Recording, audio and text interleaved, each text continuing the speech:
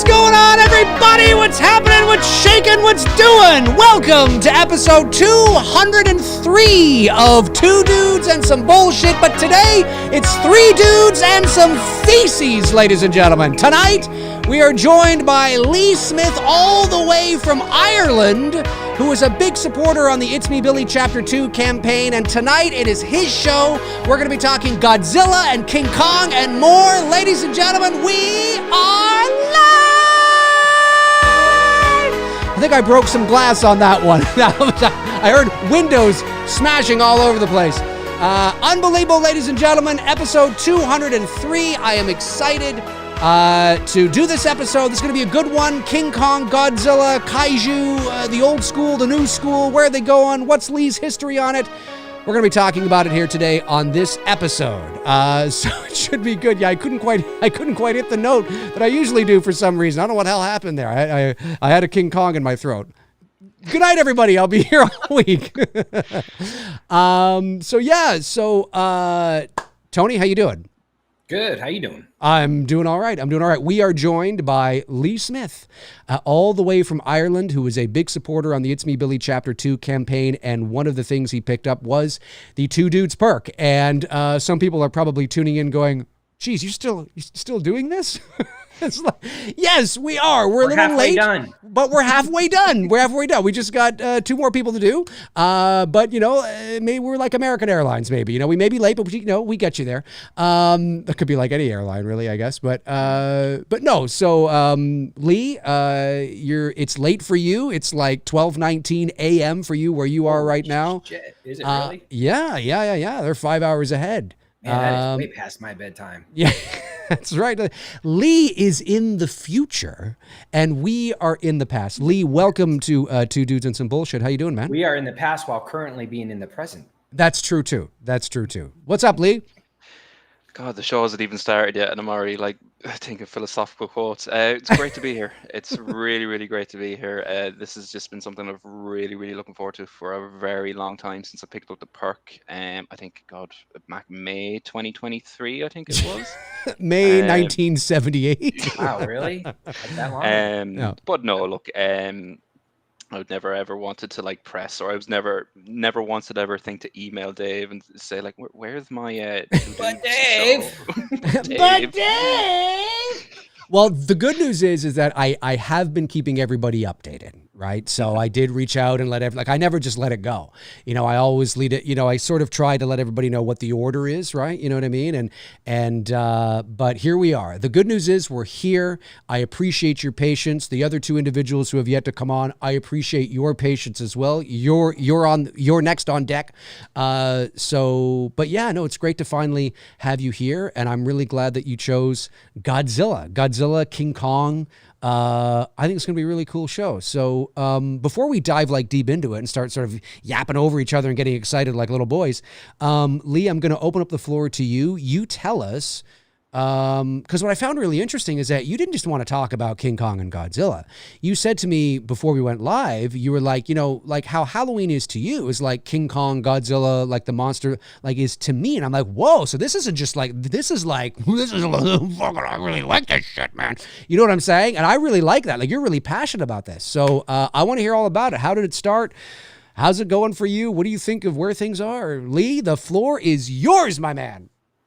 So, as Dave kind of alluded to, I'm from Ireland, so our kind of pop culture kind of surface is a little bit different from how it transpires over in the US and Canada. To put things in perspective, I was born in '97, so I kind of came in when I was growing up in kind of a lull period when it came to both Kong and Godzilla. So, think 2000 to 2003. But the big one, of course, around that time was Peter Jackson's King Kong. Now, I didn't see Peter Jackson's King Kong in the theater. Keep in mind as well, at that time, I wasn't really aware of what either Kong or Godzilla really were. Right. I vaguely heard about them through the pop culture zeitgeist. I was familiar with, big monkey, top of a tower with a pretty girl in his hands, that kind of shit. Yeah. But I wasn't really I didn't know the story. I didn't know why he was on top of the tower. I didn't know why he was infatuated with this girl. So when the 2005 version of Kong came out, I actually slightly embarrassing, but at that time I had this strange phobia of going to the cinema. Um, Okay. which is it's a bit, it's a bit ironic considering how much I love a film and Was it the just film going. the Was it noise? Was it like sensory overload? because that's right around when the Dark Knight incident happened. Did it have anything to do with that? No, it was see, by the time The Dark Knight actually came out, I was actually fine going to the cinema. And Okay. Okay. my phobia for the cinema kind of lifted just after Kong came out, ironically. It was around 2006, I think it lifted. But Hmm. my phobia came from picking up a book when I was younger, and I remember reading about urban legends actually surrounding The Exorcist being screened in the Mm. cinema, and that stuff was going wrong, that there was fires in the theater, there was lights exploding and stuff like that. And when you're a gullible 7-year old at the time, you realize, oh my god, that's definitely going to happen to me if I ever go to the cinema. Right. Gotcha. So my introduction to Kong came a year later in 2006 when I was up in Dublin with my mum, and we were shopping around Christmas time, and Kong had just come out on DVD. And like, to put things in perspective, at the time, DVD was kind of the 4K of today. It was this Yeah. it was this new format. Effectively, it was this new. Movies are never going to look better than than they did now. Here's all these new juicy special features you can get. Yeah. If you got a 2-disc DVD, you're like, oh my god, this is like next level stuff. It's I'm true. It's For true. Yeah. sure. I I'm remember holding. that transition at Blockbuster, slowly seeing, like in the early 2000s, seeing the DVD slowly coming in and the Yes. VHS slowly segueing out. That's it.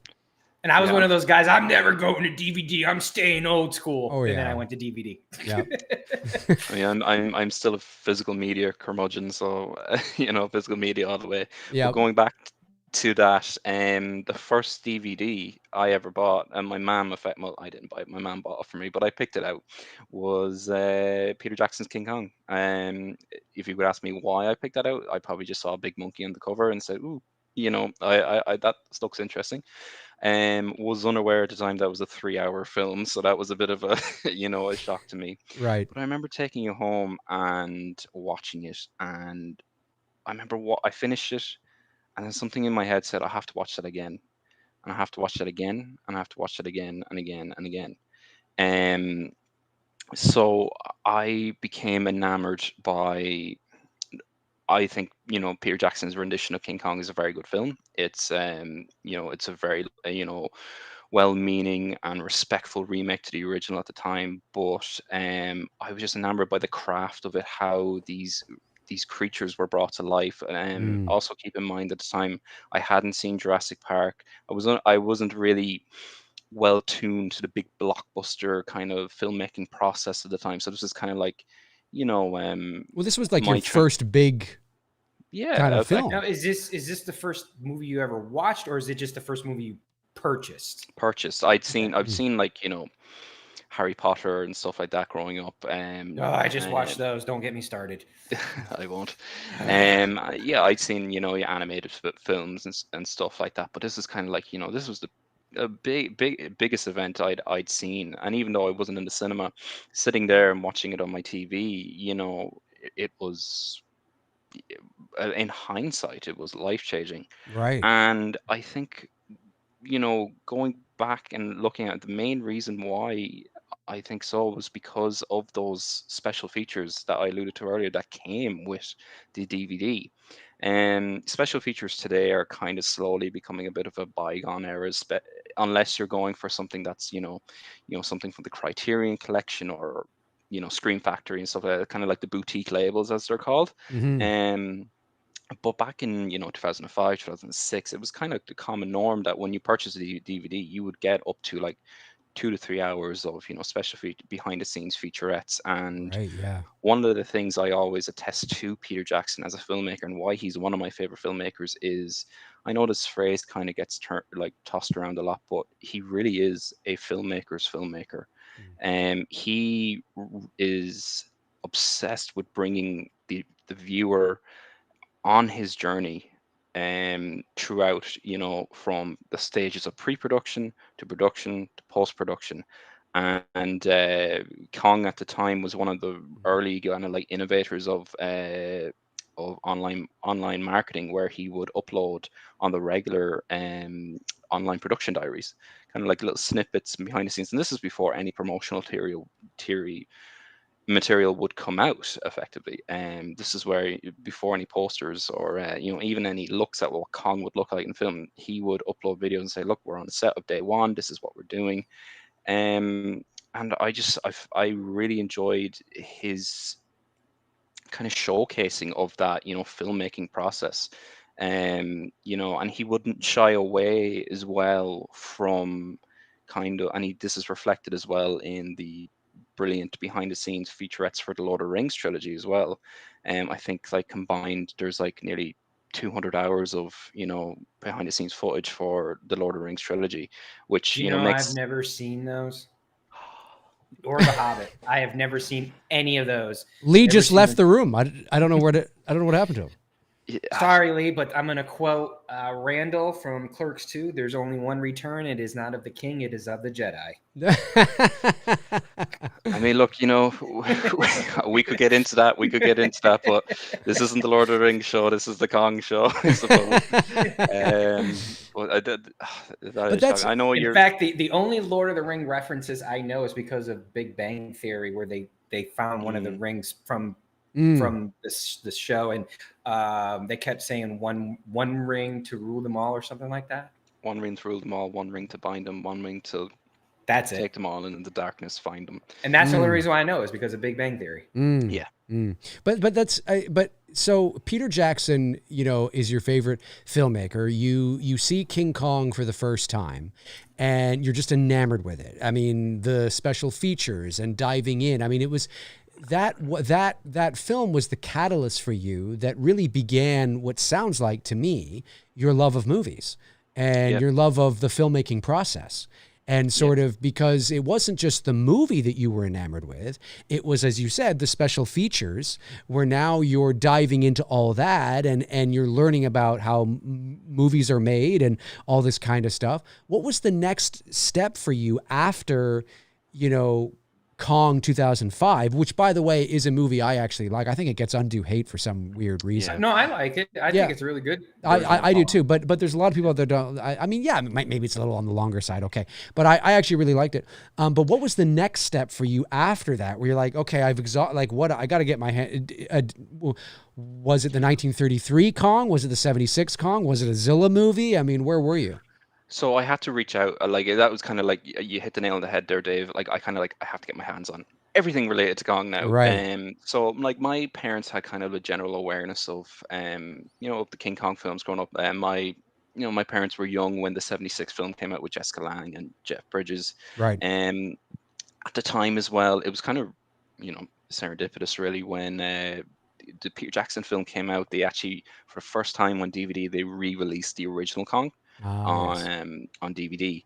You're talking about the 33? The 33 version, and that was kind of going for cheap. I kind of wish I still had that DVD as well, because that DVD actually goes for a lot of money these days. So it's been long since out of print, but it was kind of a bare bones release. But still, it's just being like that.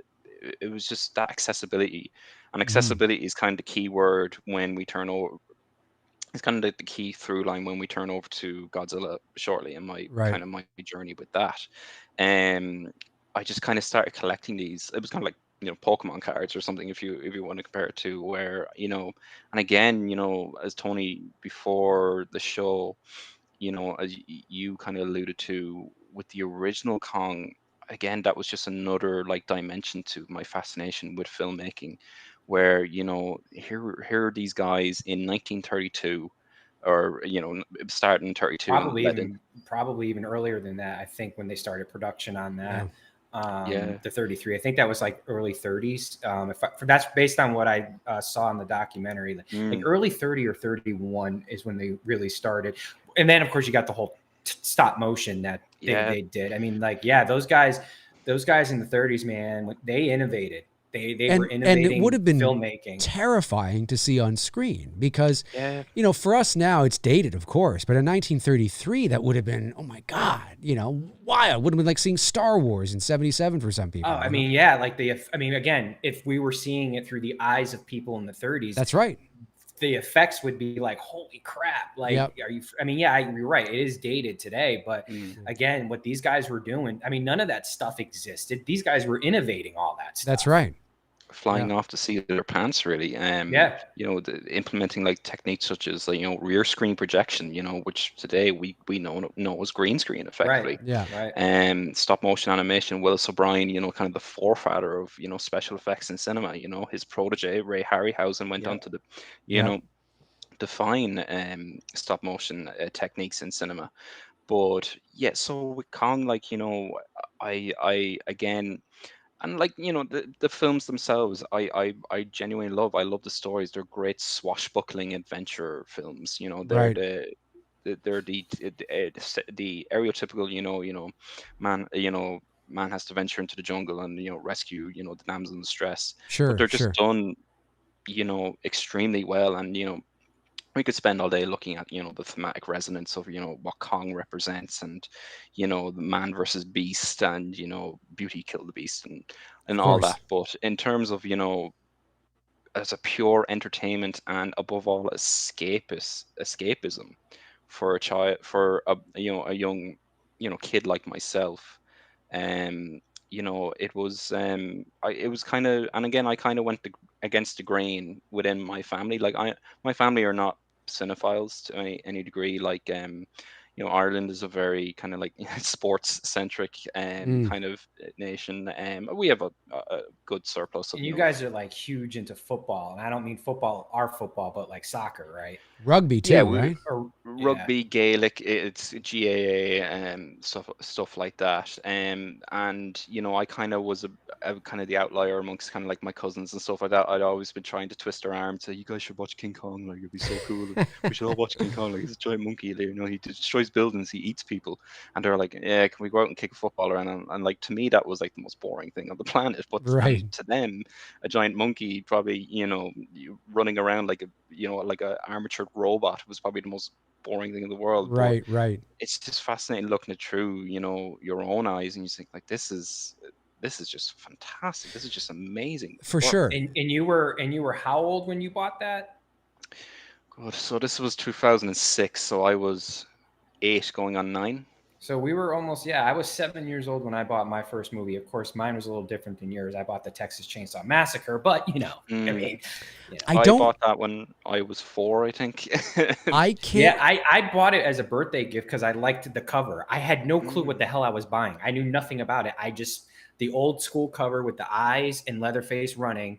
And I was just like, this is cool. I'm spending my birthday money on this. I And that was can't. that. I can't remember the first movie I bought, but I think the very first movie I ever owned, which may have been bought for me, but it was a VHS copy of. Do you remember the? I forget what year this was. Early '80s. Cloak and Dagger.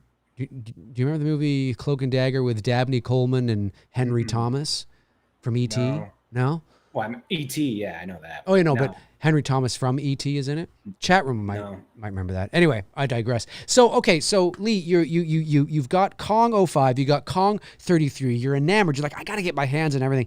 Where do you go from there? When does Godzilla make his way in? Was it the 60? Was it 63, 68? No, 63. 62. 62. King Kong versus Godzilla. Is that? So this kind of, and I hate the way Godzilla looks in that movie, by the way. But anyway, go on. Well, Kong don't look any Yeah, better. No, either. that's true. That's true. They both look like ass. That's true. well, the reason Kong looks so terrible in that movie is because I think like a quarter of the budget actually went to getting the rights to Kong. So that's why they kind of had to skimp out on his effect. But Yeah. so kind of going back to that word I mentioned earlier in terms of accessibility.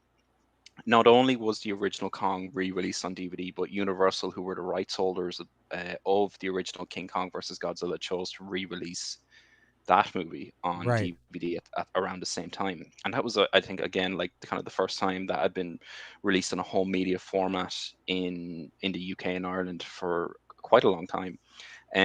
So that was my kind of avenue into Godzilla, because I was like, okay, again, I knew of Godzilla. I knew it was, this Japanese IP, big lizard destroys a town. Again, I wasn't aware of kind of like the thematic undertones of what he represented, of, Right. why he's nuclear and stuff like that. All that was still oblivious to 8-year-old Lee. Yeah, which makes But, sense. but again, what kind of barred me off from that was where I lived. Living in the UK and Ireland, in Ireland. I keep saying UK and Ireland because kind of the whole media releases kind of transpired between the two, like they were kind of same and same. Right. A lot of the Godzilla DVDs, even to this day, were not readily available to me. Yeah. I wasn't able to go out and buy any of them in the shops because we were known at the time as a Region 2 country. I don't know if anyone remember, like, it's still a kind of around today, but it's kind of slowly starting to dissipate now, which is nice. Where home media was region locked. So I think US and Canada is Region 1, but UK and Ireland were Region 2. Right. And majority, we'd always get, like, the big tentpole releases, such as your Lord of the Rings, your Harry Potter, or Star Wars, and stuff like that. They'd always make the leap over because they were. Yeah, but it's the lesser known titles, and certainly Godzilla is not going to be firing off the shelves, right? No, the thing is, So- if it's niche, or if it doesn't really hold any, historical value. We did get the original Godzilla from 1954 over, Okay. because the British Film Institute re-released that because it's kind of a historically significant Right. film. But any of the sequels where, like, if you look at like Mothra versus Godzilla, Ghidorah the three-headed monster, any, like, any just spin-offs like Rodan or anything like that, was just inaccessible to me whatsoever. So my only kind of option then was I had to continuously save money and then import them. Right. And I had to import them. I didn't import them from Amazon, because Amazon like at the time, again, this is coming in around 2007, 2008-ish. Amazon delivering to Ireland was still a bit iffy. It wasn't, this, readily accessible thing that everybody's using now. I had to use a site. I don't know if anyone in the chat or you guys were aware of a site called play.com. It was this No. like tech site, but you could order DVDs from it, and just so happened they'd have, a lot of the Region 1 locked Godzilla movies. You had Godzilla 2000, Godzilla, a lot of the post Matthew Broderick ones, the ones that Yes. came out in the early 2000s. Yeah. That's the best one ever. Yeah. The Matthew Broderick one? Oh, I saw it We for my had 19th birthday, and I was like, what is this? We got that one. We got Yeah, the well. Matthew Broderick Yeah, I one. saw that in theaters as well too. Yeah. Yeah, we got the Matthew Broderick one on DVD over here. Mhm. Yay. But yeah, so, and even the kind of like it's kind of like first world problems, but like when the DVDs came over, then I ran into the trouble of, I didn't have a DVD player to play them on, because our DVD players are region locked. So All I had right. to watch them uncomfortably on my parents' laptop, kind of in the sitting room with big bulky headphones Why on. would you, when you say uncomfortably, would you get in trouble if they caught you? No, it was just I had to kind of like I didn't really have like it wasn't like, I could just sit back and watch it Oh, on you mean like TV. comfort? Okay, I got Yeah, you. yeah. No, my I parents. didn't know if maybe like because you were getting it because it wasn't readily there, that it was illegal for you to be watching it there or something. No, it wasn't one of the nasties. It wasn't one of the video nasties. No, I don't think I was breaking any laws back at the time. But no, it was just kind of like, I couldn't like sit back on a couch and watch it like I could like a King Kong movie, Right. for example. So what was the And first Godzilla movie? Sorry, We Tony, had go ahead. something similar to that here. I've mentioned it many times. Like, it wasn't until '93 before I finally saw the first Halloween, because of the copyright laws, in the mom and pop VHS stores that we would go to rent movies. For whatever reason, they just couldn't get the rights to the original Halloween until Blockbuster. And when Right. Blockbuster came around, that's when I finally got to see it. So there were some movies that I had to wait for the bigger franchises to come around to my town for me to finally see it. Or if I got lucky to catch it on television. And Halloween was just, the original Halloween was just one of those that I could never it catch hardly on ever TV. aired on TV. Yeah. It was always 2, and then, well, depending on what year it was. 2 was always on. Yeah, 2 was 2, yeah, and then you could when it came around Halloween week for us as kids, you could pretty much bet that was coming on. Yeah, for sure. So what was the first Godzilla movie you watched, and what was, because I mean, although Kong is your favorite, I assume you like Godzilla. It's like how Godzilla's my favorite, but I like King Kong too. It's just Godzilla's my kind of, And so what was the first Godzilla movie that you watched where you were like, oh, this is he's kind of badass? I believe it was Godzilla 2000. Okay. So that was kind of like Toho's. That was Toho's answer to the '98 movie. 100%, yeah. Yes. Because I remember seeing, because that was kind of one, and I was at the time when I started getting into Godzilla, I kind of started adopting, using YouTube a bit more often. And for some reason at the time, I guess you could consider it like, the then equivalent of a meme, but like that was kind of the one that was like a lot of videos were popping up of like no, there wasn't like retrospectives or reviews as much as we have today in the YouTube landscape. Yeah, but there was a lot of like tribute videos, or like they'd be playing like the early like, YouTube days. There were a lot of tribute videos. And that was always the one that I saw, and I just remember like looking at Godzilla, and like his design in that is like really badass. Like he's really jagged and spiky. I think again they kind of like probably a bit more of an answer to the '98 Godzilla, where they wanted to reinforce him as well, they wanted true Godzilla. Yeah, he's backed because the '98 film he really was a lizard. I mean, for all intents and purposes, and so they wanted to go back to more of that traditional dinosaur kind of look. And I remember seeing the poster in the theater, like in the hallway of the theater. Poster. I never saw it, but I remember that poster. I didn't go to the theater. I saw it at home at some point, but I don't really remember much about it because I think I've only seen it once. But I remember seeing the poster in the theater, like in the hallways, and kind of going, oh, what the hell is this? Because again, this is like 1999 when I saw this, and the internet wasn't. I mean, again, the internet was around. I always get called, Dave, the internet was around. I know the internet was around. It was around, but we didn't use it. But it wasn't like the internet in 1999 was Yahoo, MSN Messenger, Hotmail chat. We weren't. I still remember the days on it. I still remember days, you're on the computer and someone picks up the phone in the next room, and then you're like, oh. Well, that's it. That was, and listen, that was very much happening in the late 90s because that's what you're like, oh, you kicked me off the internet. Of course, the internet was around in the 70s if you were in, the military. In the 80s, like if you were in the military, but technical about it. Yeah. People could send emails in the 80s. Yeah. But it didn't become a consumer thing until about 93, 94 is when it started to seep into the everyday household. And then, of course, by the late 90s, it was starting to really pick up, traction. But I didn't have my first email address till I was 19, and an email address I still have, by the way. But anyway, I don't really use it anymore. I think a lot of people thought when the Godzilla 2000 came out that was a sequel to the Matthew Broderick version. Yes, I remember that too. Yes, some people did. Some people did. And it was I think it was since 1980, The Return of Godzilla. I think it was the first Toho-produced Godzilla film to get a theatrical release in the States, I think, as well. The Godzilla 1985, you mean? Or which one? Since Godzilla 2000. I think it was the first since 1985. Yes. To get a theatrical release, and you guys wouldn't see a theatrical release Godzilla until 2014. Then after that, right. Correct. So let me ask you both this, since you both are Godzilla fans. All right, honest answer, right? Because I will say this: as far as the Matthew Broderick film goes, if Godzilla looked more on par, do you think that would have made it a better film? Because I do like the performances from Matthew Broderick. I liked his character. I liked his love interest. The actor who plays the videographer and whatnot, he's good.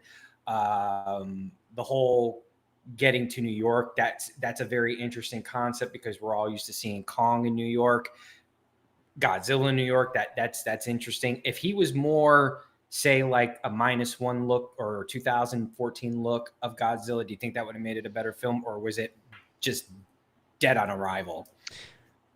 I'll just say this, and I'll let Lee answer as well. Obviously, no, I'm not going to let Lee answer. No. No, I'm just busting your balls. No, so I would say that for me, I think it's kind of like saying, if The Mask looked better in Halloween 4, would it have made it a better movie? Or would it have made, if The Mask looked better in H2O, would it have made, I think the short answer is inevitably, well, yes, of course. I mean, because of how important the look of Michael Myers is, how important the look of Godzilla is, I think that's always going to make the movie better. Of course, because it's like, this actually looks like Godzilla now, feels like Godzilla, smells like Godzilla, tastes like Godzilla. But I'd have to watch the movie again, because I haven't seen it in many years, to figure out whether that would be enough to make it better, to make it a great Godzilla movie. I'm not entirely sure. Sorry, Lee, go ahead. Oh no, no, it's a great answer, and it's a great question as well. I definitely think the film would be generally more accepted amongst Godzilla fans, because I think a lot of people, especially the die-hard G fans as they're known, are immediately just put off by the creature design. And I think when it comes to the kaiju genre as a whole, what your creature looks like, and especially when you're dealing with someone as famous as Godzilla, like he's part of the pop culture zeitgeist, he's one of the most recognizable film icons of all time. Yep. Everybody, you go up to someone on the streets and you show them a picture of Godzilla, 9 times out of 10 they're going to point to who he is. But I think a lot of people are just immediately thrown off by that design. And there's other stuff as well, like the fact that he's weak to missiles in the film. He doesn't necessarily breathe fire, the whole reproduction element where he gives birth to mini raptors. Oh yeah, that's right. I forget they do the oh yeah, that's right, the birthing thing. Okay, so let's take out the birthing thing and I forgot about that. And Godzilla with his actual powers and not breathing fire like a dragon. If it was more in line to the actual Godzilla. This is the equivalent of saying, okay, if it was story a little bit.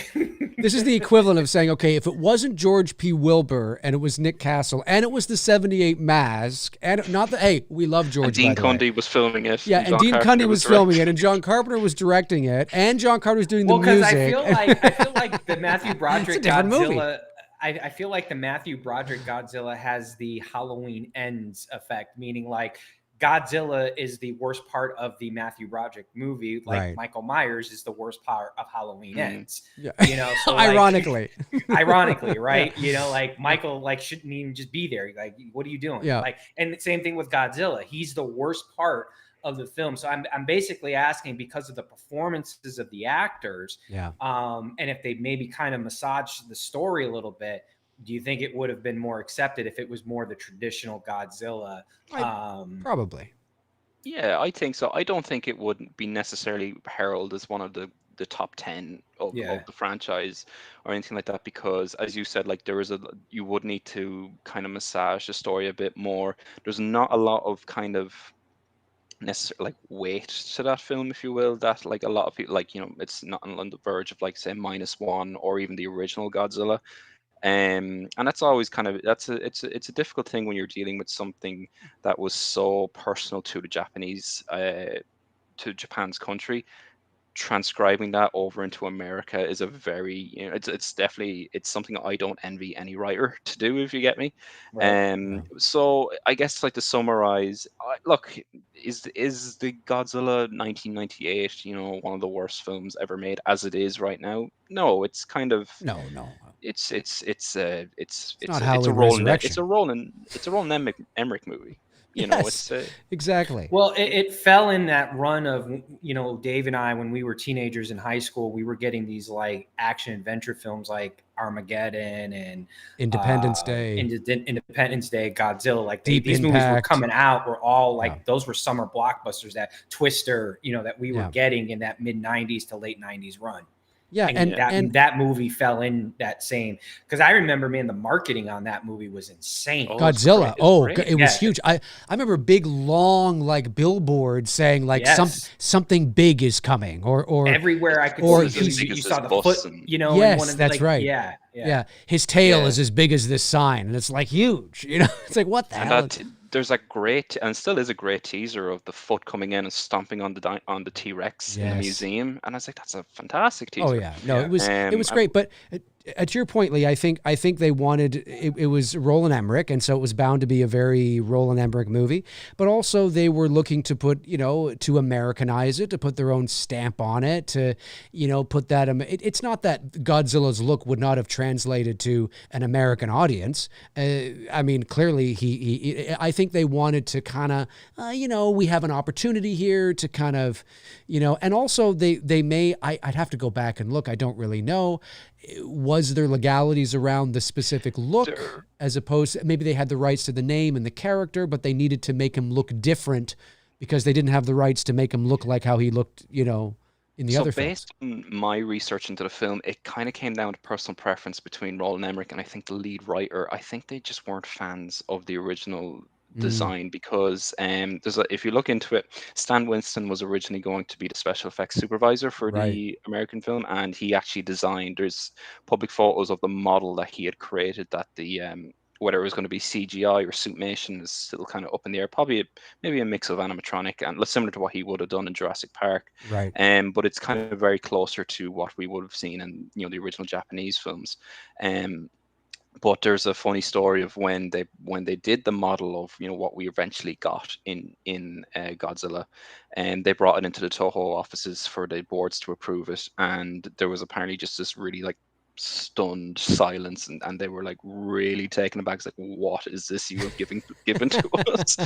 And why they approved it, I don't know, but is that an iguana? They probably approved it, and when they left the room, they probably were laughing their asses off. Like, are you? Because they probably had like 3 other Godzilla movies that they put into production that day. They were. It's crazy looking back into the 60s and the 70s how quickly they were just turning these movies out. And they became, to your point, Lee. I mean, people forget that the original. Again, you have, as Tony said earlier, and I've often said on the channel a lot, is that when you're watching older movies or when you're thinking about older movies, you have to always think about them and watch them through the lens of that time period. Because if you don't do that, I mean, then there's no appreciation for what really has come before. It's like comparing, sports athletes, right? And these people go, yeah, well, so-and-so would kick, so-and-so's ass. It's like, well, yeah, probably, because he was playing in the 70s. You know what I mean? But you don't look at sports through that way. Like, it doesn't make any sense to do that. You always have to look at it through the lens of its time period. It's relative. And when I think of the original Godzilla from 1954, it was terrifying. And the messages and the themes about nuclear war. And obviously it was less than 10 years since the U.S. dropped the bombs on, Nagasaki and Hiroshima, or Hiroshima, depending on how you want to pronounce it. And that was, it's one of the reasons why the American version of the 1954 film sort of removed a lot of that subtext and those layers. And they got Raymond Burr in there, and they got a whole kind of, because, they didn't want the American version of the 1954 film, which was 1956, called Godzilla King of the Monsters. Was released. They saw it as, well, we don't want to, it doesn't look, they're not making us look very good. And it's kind of like, well, yeah, but you still drop bombs and you killed a lot of people. And so that's, a lot of people don't realize that the real inception of Godzilla, I don't know how many people in the chat room right now realize this, because he's always there, and he's sort of very pop culture now, but Godzilla is a metaphor. He was created as a metaphor and as a warning against nuclear war and what can happen when you fuck around, because he is the product of nuclear testing in the Pacific Ocean, which is why he is nuclear. That's why he can breathe fire. I'm simplifying this, but I'm giving the the closed notes. And so I'll just finish by saying that a lot of people don't realize how much of a, when you look at the original inception of the character, when you get to Godzilla versus Biggly Boggly Boo guy, yeah, it's a fucking children's movie now. But the real inception of him is fascinating and really cool. Yeah, you've hit the nail on the head. Like Godzilla has what is known as a transcultural identity. Right. So when you look at, say, one of the best ways in comparing, as you were alluding to earlier, Dave, kind of like the outlook on Godzilla from the inception, is look at the two trailers for the original trailers for the 1954 version of Godzilla and the 1956 American re-release. 1954 version is very, to the point. It's showcasing the devastation, destruction. There's a lot of imagery focusing on those really harrowing scenes of people dying in like the ruined buildings, and like, this poor child screaming for her mother who's just died right in front of her. Like, that's really heavy shit. Yeah, it is, And that especially was at that time.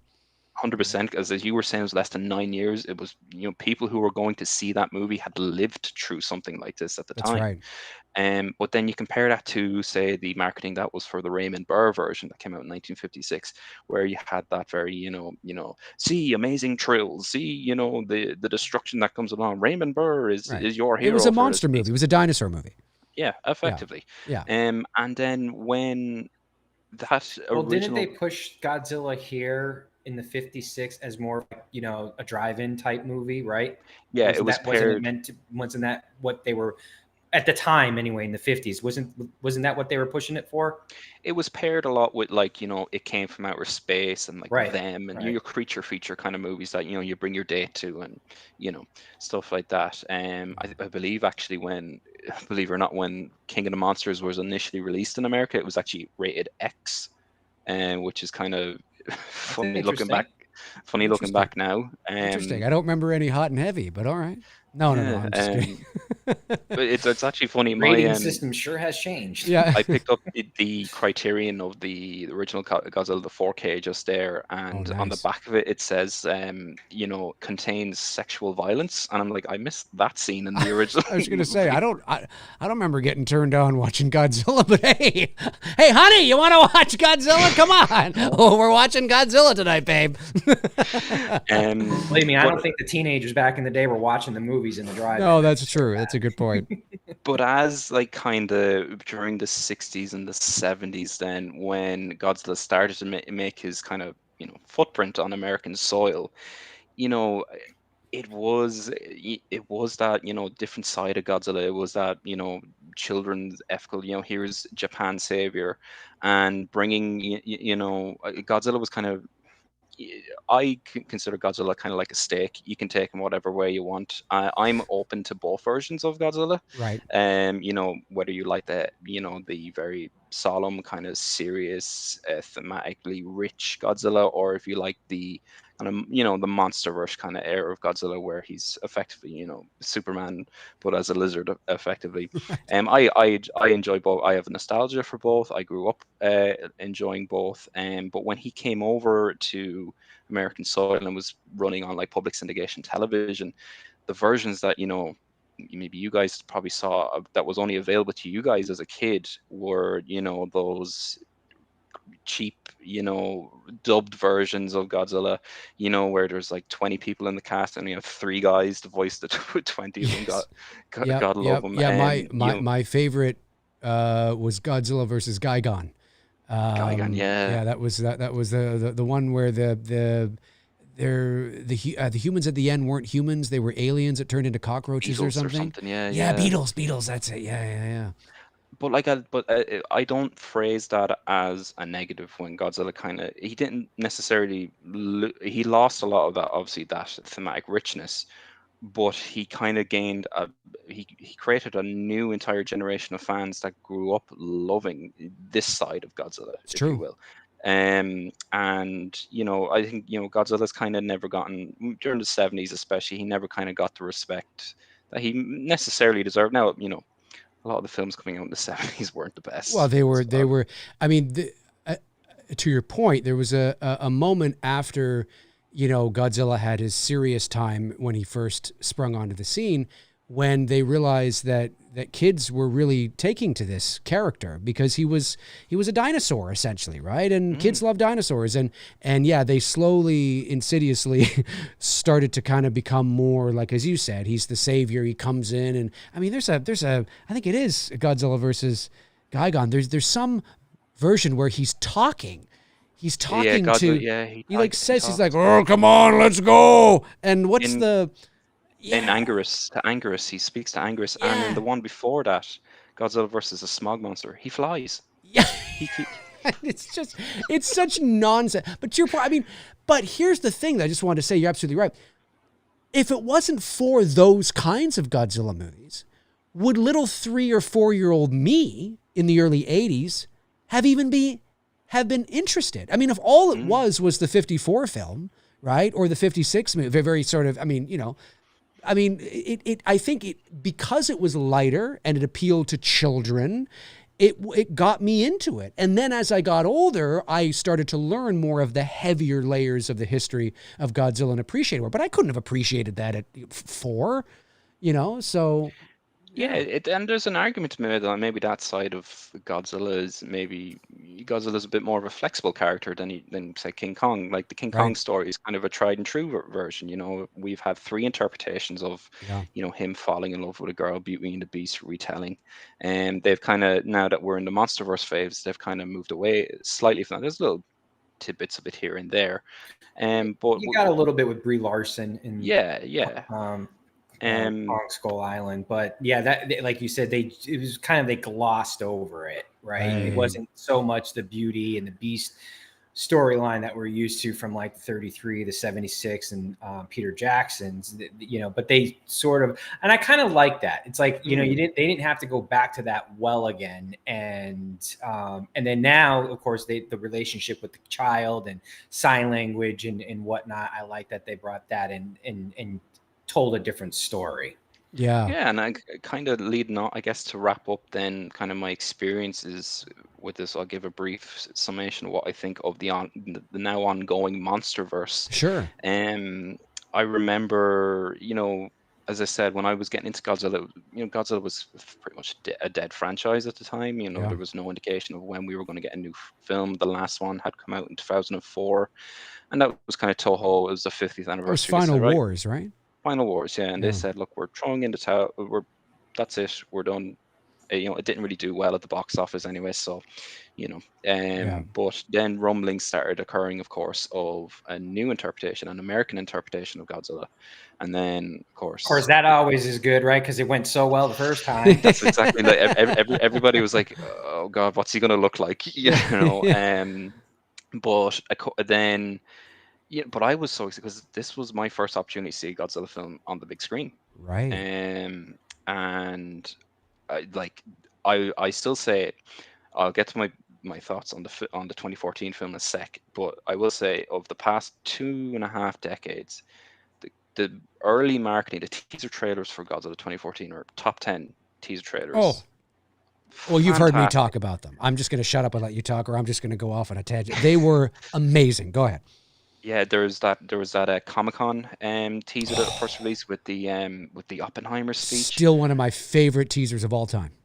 And it was like, oh my God, this is it. And now keep in mind at this time as well, like I had been absorbing the original Godzilla, so I was up to date and what the different facets of what Godzilla could be. Yeah, it looked apocalyptic. It looked like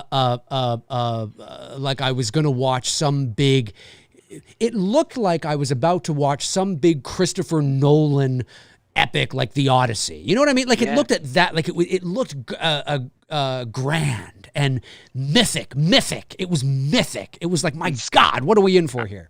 And actually kind of scary. Like there was that second teaser that dropped with the skydive with the Halo jump, and I was like, oh yeah, that's right. I remember that. Yeah, I remember that. Like they're playing the music from 2001, and it's just like dropping, and there you see Godzilla just in the side, and like, oh, this is it.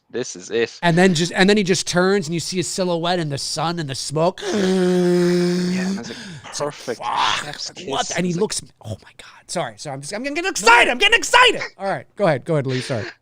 No, it's great. And then I saw the film, and look, that's one. It's a bit of a controversial kind of film within the hardcore G community.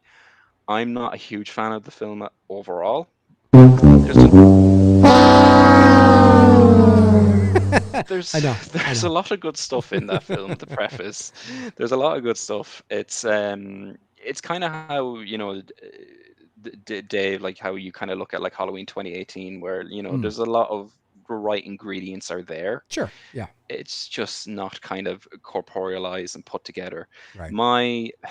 My main kind of umbrage comes with Godzilla himself in that film. Mm.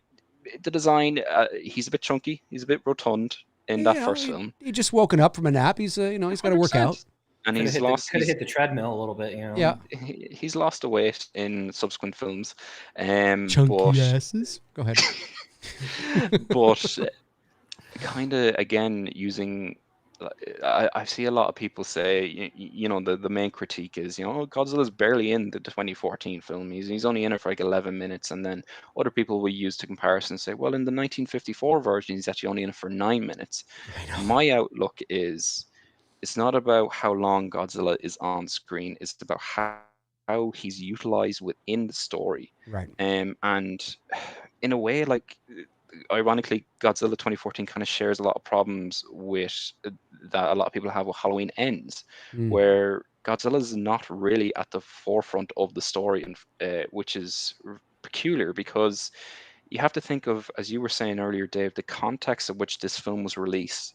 This was a film that was not only, a reintroduction for, say, the likes of you yourself and Tony, of this, character you guys maybe grew up aware of or loving in your case, Dave, but it was also an introduction for an entire potential new generation of Godzilla fans.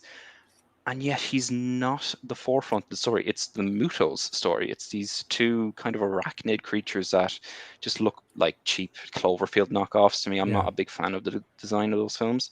But I remember watching it, and like there's that brilliant opening scene with Bryan Cranston and Juliette Binoche, and they're in the power plant. It's so intense, and he has to effectively cause the death of his wife. And it's like, this is brilliant.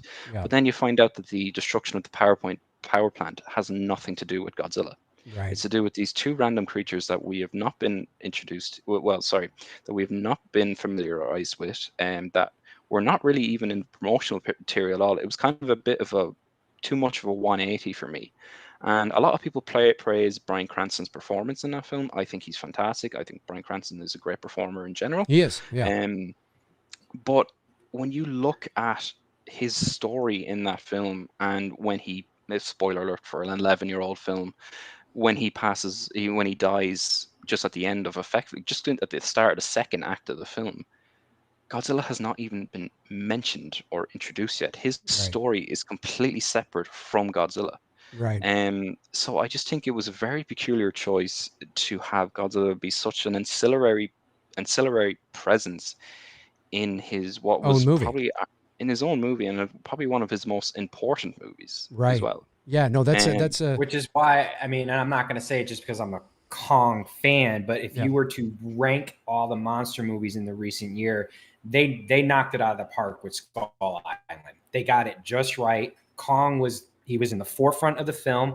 He wasn't oversaturated, and his first, when you see him in that silhouette and the helicopters are in slow motion.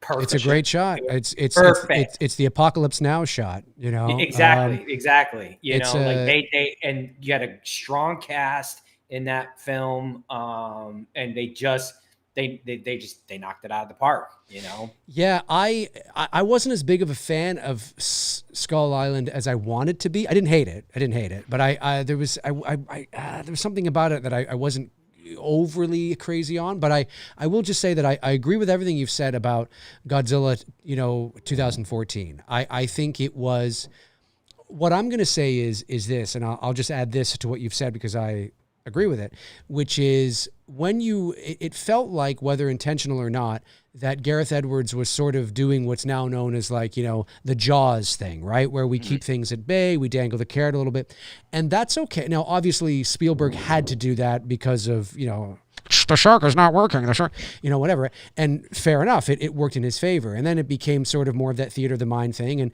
And the shark, I don't even think you actually see the shark in all its glory until like 80 minutes into the movie. And so it worked really well. But Jaws is a character-driven film. It's not a plot-driven film. It's a character-driven film. And it's not that doesn't have any plot driving the narrative at all, but if you were to look at the story of Jaws, it's a character-driven film. And if you want to have, play that game with Godzilla where you kind of want to do that thing, and then your characters have to be really interesting and really enticing, and their motivations and who they are and their relationships and everything that's going on there. And because when you're not showing Godzilla on screen, I have to be really emotionally invested in these characters. And to your point, Godzilla still has to be part of the larger thing, even if you're not showing him on screen. It's not that Godzilla isn't shown on screen. It's, to your point, it's how he's not utilized, and how when he's not on screen, the characters I'm not really interested in. I think Bryan Cranston probably was killed too early. I think he was the best actor in the movie, the best actor on the cast. And I think had you maybe kept him on to sort of see it the way through, he could have been our anchor, perhaps. But when you watch Jaws, do you ever care when the shark is not on the screen? No, you don't, because you're so invested in Brody and Hooper and Quint and Larry and the mayor, right? Mr. Vaughn and the kids. You're so invested in what's going on. And with Godzilla, it's like they tried to do that. Like, well, we'll play the Godzilla game, and here are these characters that are just, they're not, I don't care about this. And that was one of the things that I found incredibly frustrating, because when Godzilla was on screen, he was electric. I mean, it was great, but it just wasn't all around. It felt strange. And that's not the first time that Gareth Edwards has had these issues in his movies. No, it's definitely not. And like, if you were to take the characters from like the character depth of Godzilla and put it into Jaws automatically goes down like a good few notches, as you said. And it is kind of like a shame, because when I watched the film, it's like, God, they're onto something here. They are onto, there is potential here, as you were saying.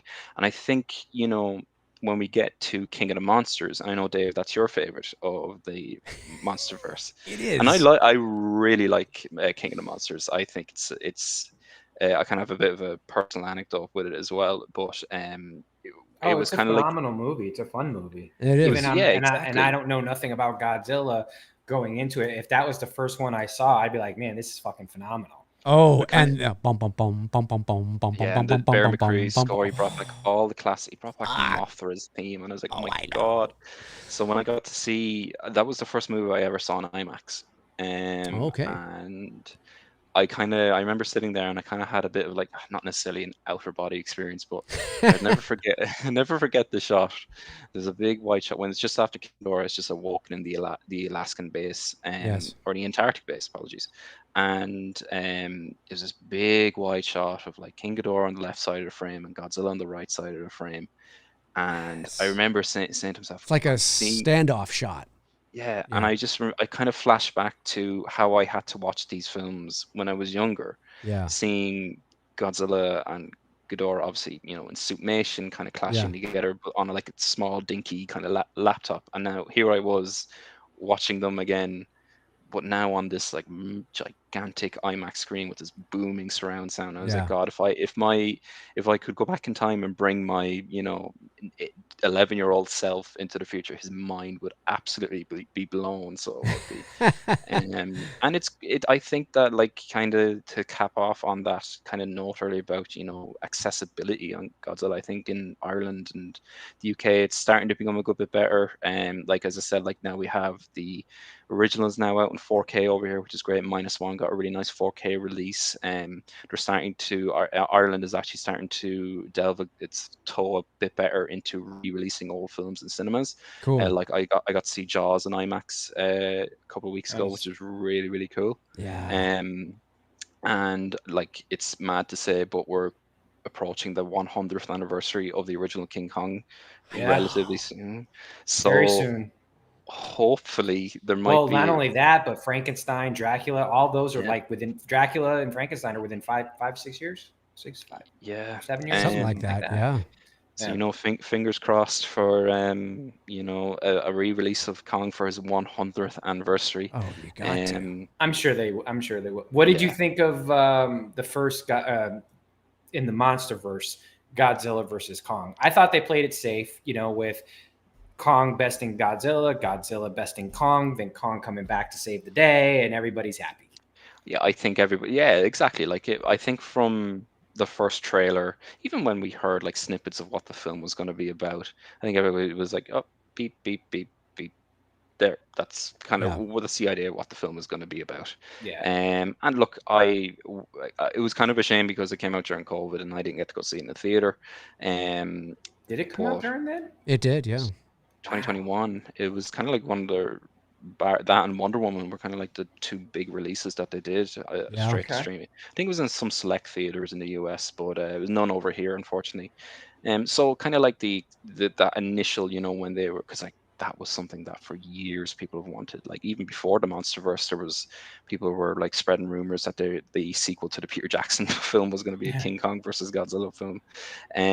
But I don't know, the Peter Jackson Kong, I don't know if that. Yeah, I don't know how that was going to work, unless he took like monkey steroids. For real, like a lot of monkey steroids. Well, and the thing too is, and I don't just say this as a Godzilla fan, I'd be saying this if the roles were reversed. I'd be saying the same thing. They had to do that because, I mean, in reality, Godzilla would destroy Kong. He would destroy Kong for the simple fact that he's obviously larger, always has been, but he's nuclear. And there's just nothing. I mean, I would say the same thing if it was Kong. If Kong was nuclear, I'd be like, Kong's just going to destroy Kong. Like, why are we making this movie? Like, this is stupid. This is stupid. I think, and so I'll just say that I wasn't surprised. I'm glad that they had Godzilla win, because I think that was important, because it would not have made sense to me, and I don't think it would have made sense to anybody, no matter what, who you love. It would have been like, this doesn't. No, I mean, he has to win. He's Godzilla. I mean, it doesn't, and it's like Superman. It's at the end of the day, it's like, well, it doesn't, like, this doesn't. No, come on. But when Godzilla was in trouble because of Mecha Godzilla, and like, something's going on here. It's like Superman almost fighting himself.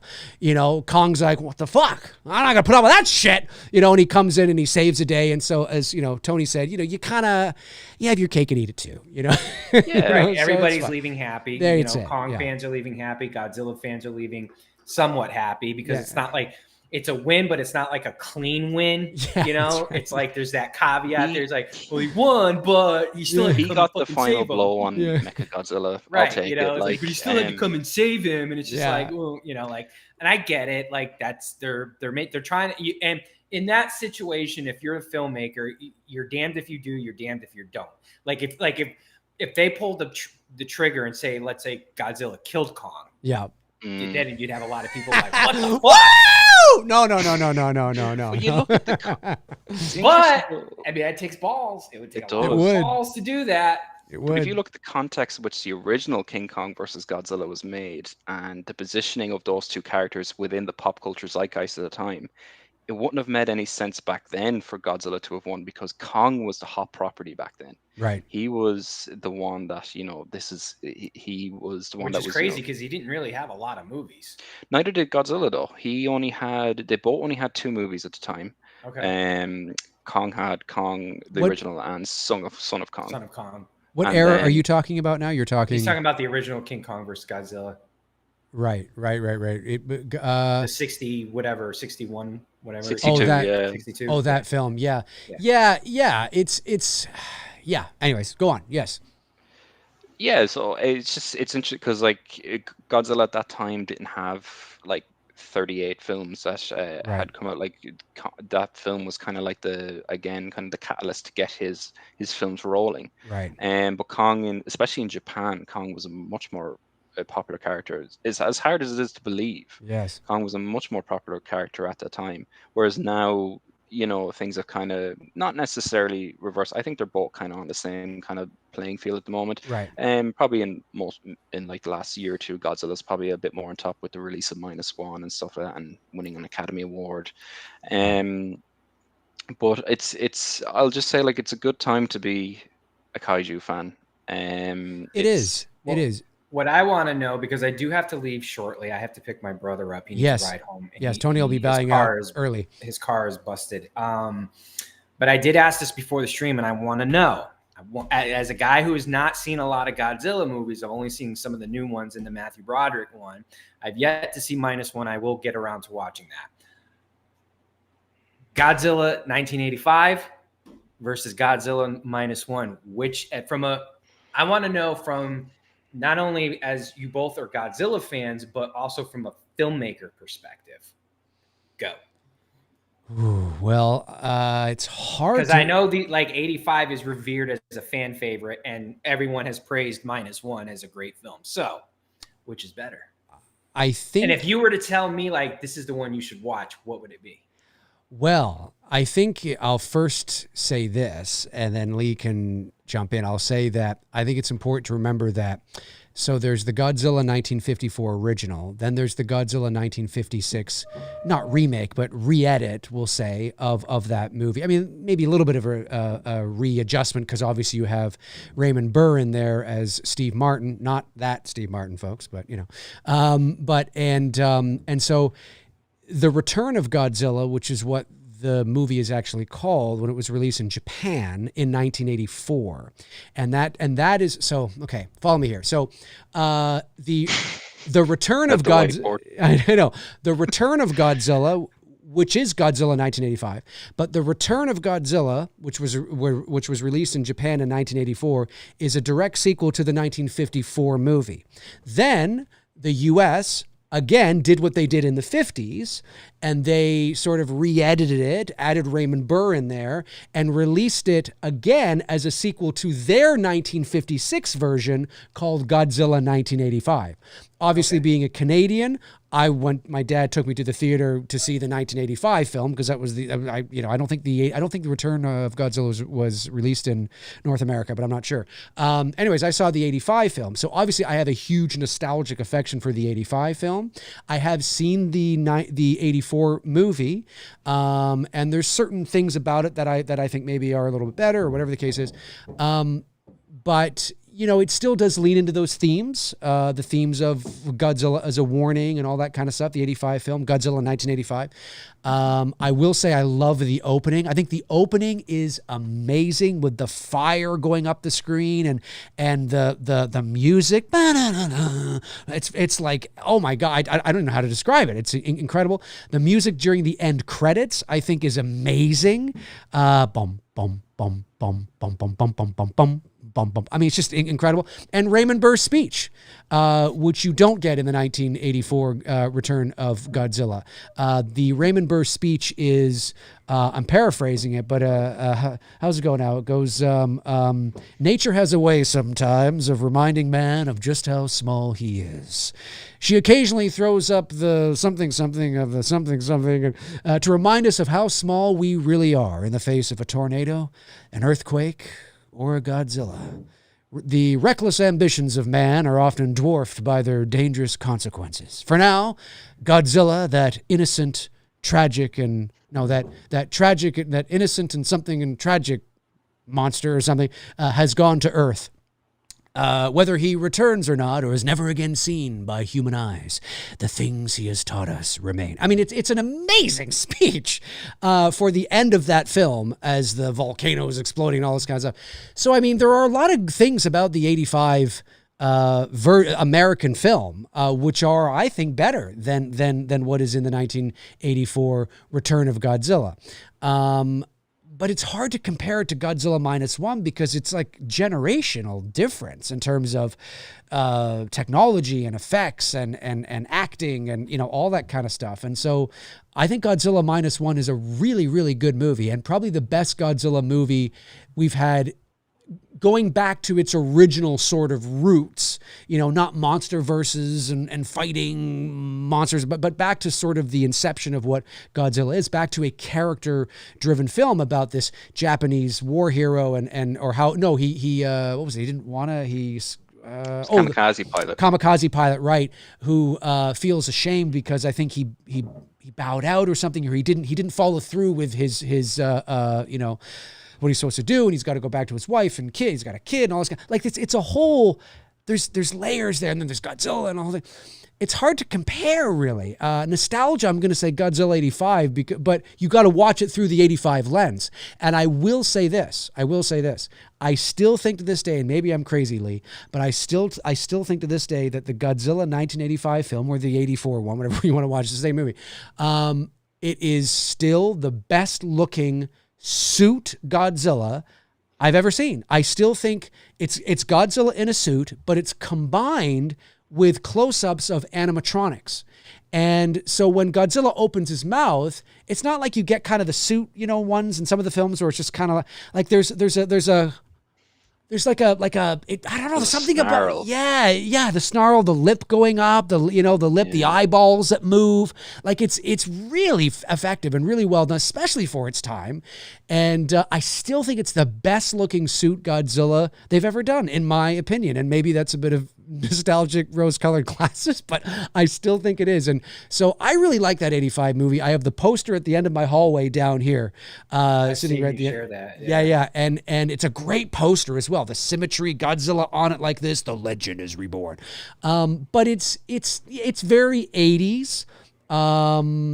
And what's the thing, Lee, between the 84 movie and the 85 movie, where they switch something to do with the Russians launch? So I think in the 80 in the 84 movie, they're depicted that the Russians are supposed to stop a nuclear warhead or something.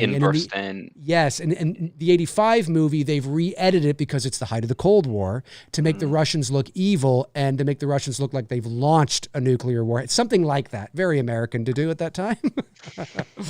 But anyway, sorry, Tony, I know you got to go in a few minutes. Lee, your thoughts on those two movies? Yeah, I'll keep it short. Like I really do enjoy the 1984 version. I only saw the 1984 Godzilla for the first time actually a couple of years ago. I think it was only 2-3 years ago because it was a hard one to come by on Blu-ray. And I've only seen the Japanese version. I've yet to see the version with Raymond Burr. Oh, okay.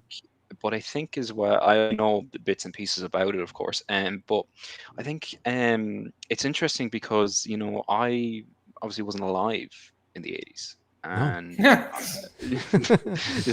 sorry guys, it's all right. But that's all right. Go ahead, Lee. Just please continue. When he told us he was born in 97 before we went live, I'm like, we were graduating high school a year later. Yeah. God, I'm making enemies out of like two of my favorite. That's all right, Lee. Go ahead. So it's kind of like I have to view it from a perspective of a time that I was never around in, and of course the same kind of stems for -1. With -1, however, the disappointment of 2014 kind of loomed with me even ever since going through King of the Monsters, Godzilla vs. Kong and stuff. Right. -1 is what 2014 in terms of character and story and how Godzilla's place within that story should have been. Yes, agreed. It's kind of like it fixed all the issues I had with it. So first Japanese Godzilla movie I ever got to see in the theater as well. So hearing that original theme song in its in its cultural its cultural positioning as well, which was incredible. So I would say, just to keep it brief, that I lean more towards -1 personally myself. I do agree, Dave, that Godzilla looks brilliant in the 1984 version. Yeah. His roar in the 1984 version is probably the best roar that they have. It's kind of the same roar, but they added a little bit to the end as well. Yeah. It's kind of like there's a bit more of a gut roar kind of. So it sounds like I should for sure watch them both. But if you were to say, start here and then watch this, what would you say? You know what? Watch Godzilla 1985. Watch Godzilla 1985, and it's got a wicked ass opening with this fire going up the screen, and it's just going, and this ether, this mythic score that's beginning, and then all of a sudden the title flashes up on. It's great music. Watch Godzilla 1985. It's very 80s, man. It's very 80s, and it's great. So it's I should expect over the top, bombastic, crazy. Well, and then but it's also -1 is more of like a cinematic film experience. Yeah. I think Godzilla 1985 is like, now he's not fighting anybody. It's a solo Godzilla movie, but Godzilla 1985 is kind of like, it's a nice sort of icing and cake, like how Rocky IV is. It's kind of like, I guess that's the best way. Now, Godzilla 1984, like the Return of Godzilla, which is what it's called. It's a bit different, but it's a bit more. But it's watch it. Watch Godzilla 1985. I think you'll have a good time with it. Fair enough. It's fun stuff. But yeah, Godzilla -1 is more, more mature, more character driven, whereas I'd say Godzilla 85 is more plot driven probably. But Tony, do you have to skedaddle now? Because it takes about a half hour to get to his job to pick him up. So all right. Gotta go. Well, no worries, man. Well, Tony, thank you for joining us. Really appreciate it. And dude, Lee, it was nice meeting you. Had fun hanging out, talking Godzilla and King Kong. Hopefully we can do it again soon. Yeah. Thanks, man. Great. That'd be awesome. All right. All right. All right, Tony. Take care, boys. We'll talk soon. Yep. All right. Later. All right. So it's just Lee and I now. Let me put you up a little. Hang on a second. Let me put you up a little bigger here. There we go. Like that. I'll take me. And for the rest of the stream, hang on. Let me actually take this. Where is it? I'll take that off so people don't think you're Tony Michael. And so, why did that get reversed? Oh, well, that got reversed. Whatever. I'll just hang on a sec here. Where is that now? That is it that? No. Is it? No. Hang on. Why am I? Oh God, who cares? That one? No. Okay. You know what? I'll just delete it. Oh no. That. Oh, it is that. Okay. Then I'll just go up there and do that. Okay, there. Okay. Anyway, sorry about that. No worries. We're live. We're doing it live, so sometimes it takes a little bit. So you haven't seen Godzilla 1985? No, not with. I have it. I'm literally looking at it right now because the Blu-ray comes with both versions. I know because I know it's a direct follow-up really to the King of the Monsters. It's a very fascinating way in which they've done it because they've easily could have just done a dub of the 1984 version and left it at that, but no, the fact that they went to the extra effort to bring back Raymond Burr as the same character, and I believe I heard there's like another character from that dub as well that comes back, but I could be mistaken on that.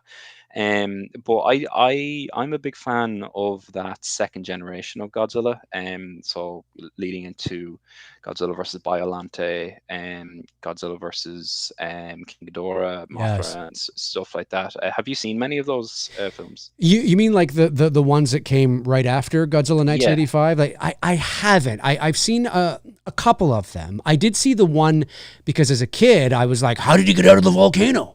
How did he get out? Spoiler alert, by the way. How did he get out of the volcano? And so I did watch the one where he got out of the volcano. He doesn't look he looks fine, but he doesn't look as good as he did in 84, 4 or 5. Like when he's coming out, there's something about the suit in 84. Like, and when the sequel, what's the sequel? Oh no, it's Godzilla versus Biollante Biollante, yeah. Yeah, Biollante. That's technically the one where he comes out of the volcano, and I just don't think. Now, folks, when I say I don't think he looks as good, I'm not saying he looks bad. I just mean that there's something about the way he looks in that Godzilla movie in 84, 85, 84, 85, whatever. It's the same film, just re-edited. I just think it's peak suit Godzilla. I remember reading that they had a lot of trouble with the radio animatronics from 1985 or 1984, sorry. And there's a couple of shots where you can see, as good as the suit in 1984 looks, his eyes are kind of like there was one or two shots where I thought he just looked angry. I thought he just looked mad. Yeah. I think from if you position the camera at a certain angle rather than I Godzilla really doesn't look great from a full photo perspective, regardless of the suit. I think he's much better as a side profile image. Right. But yeah, I think I miss the kind of the little movements of the snarl. There's a great bit in the 84/85 version where I can't remember the exact context, but they feed him something or something goes into his mouth and you can see it's a lot of gunk starts coming out of his mouth, like pus and stuff like that. It's oh, this is something you'd never seen before in a Godzilla film. He feels a lot more alive. It's really hard to suspend your disbelief in a lot of the pre-84 Godzilla films. It's just a guy in a suit, and it's endearing. It is. It is for sure. It's You can see some of the suit falling apart in some of those later ones, and it's fine. It's fine. and look, no, like Haru Nakajima, who played Godzilla in I think like 12 of the original films. Like the I think man's his last one was, sorry to interrupt you, Lee. I think his last one was Godzilla versus Gigon, I think. It was correct, yes. And I think that was the original Suits last one too, if I'm not mistaken.